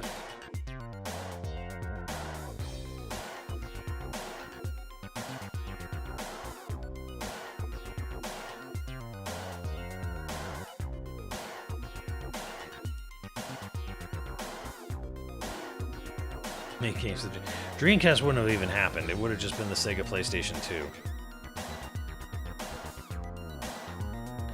There's never Sega Rev re-enters. Why would they do that? Now more than ever is like the worst time to make a console.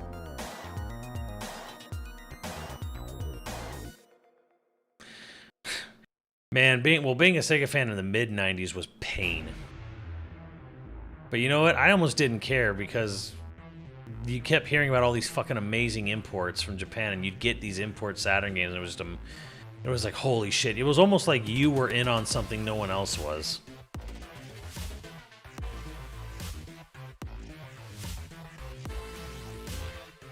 Also, the problem is that Sega's really struggled to sell anything beyond Yakuza and Sonic. Like, frankly, they literally just talked about this.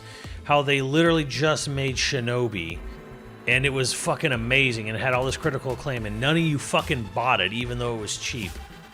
Like, Sega's making critically acclaimed games, and y'all all aren't fucking buying them, even when they're, like, decently priced. So I almost understand the frustration of Sega being like, alright, we brought back fucking Shinobi, made it the best goddamn Shinobi game that's ever been, and no one fucking cares.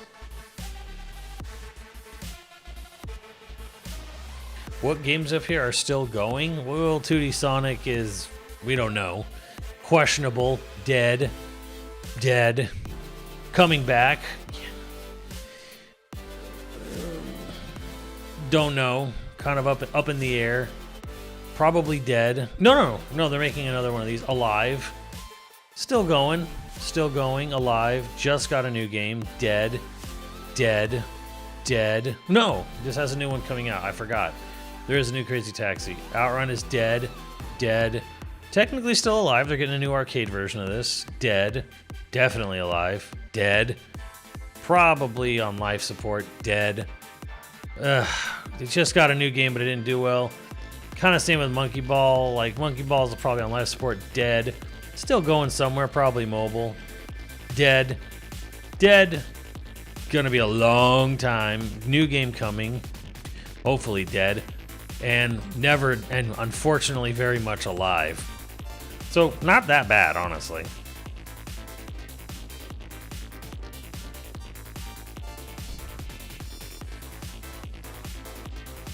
It's the X-Men Dead or Alive missing poster.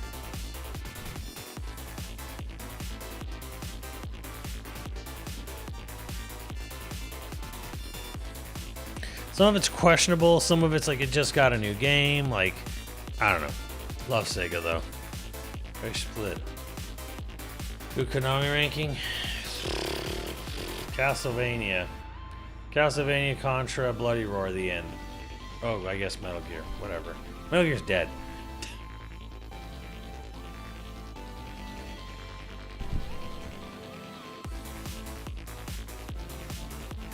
Konami's like 5 amazing franchises, and kind of that's it. You know, it's Metal Gear, Silent Hill, Contra, Castlevania, maybe Bloody Roar, the end.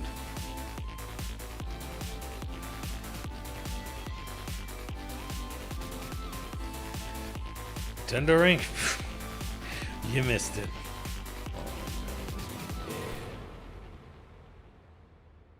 Metal Slug, that's SNK.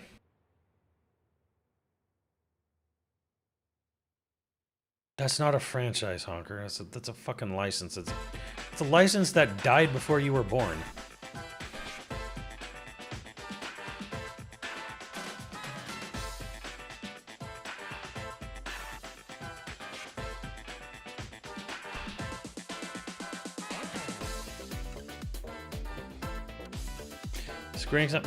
We'll do that some other time. Right now, I'm actually gonna play some video games. We're gonna it's couple streaming time. Oh yeah, oh yeah. And please, by all means, we don't have to stop. You know, the chatting does not stop here just because I'm switching over to some actual visual stimulation, so you can see people getting shot in the face in Fortnite.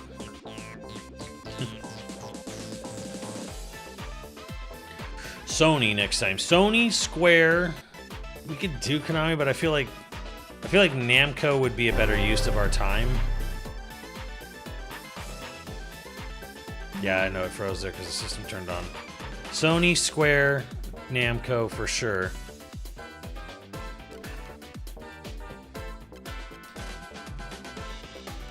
Console generations. Ooh, that's an interesting. Maybe more for like video, video. Yeah, we could do that. I don't know. I really want to like console generation. Ubisoft. Franchise-wise, Prince of Persia, Assassin's Creed, Rayman, the end.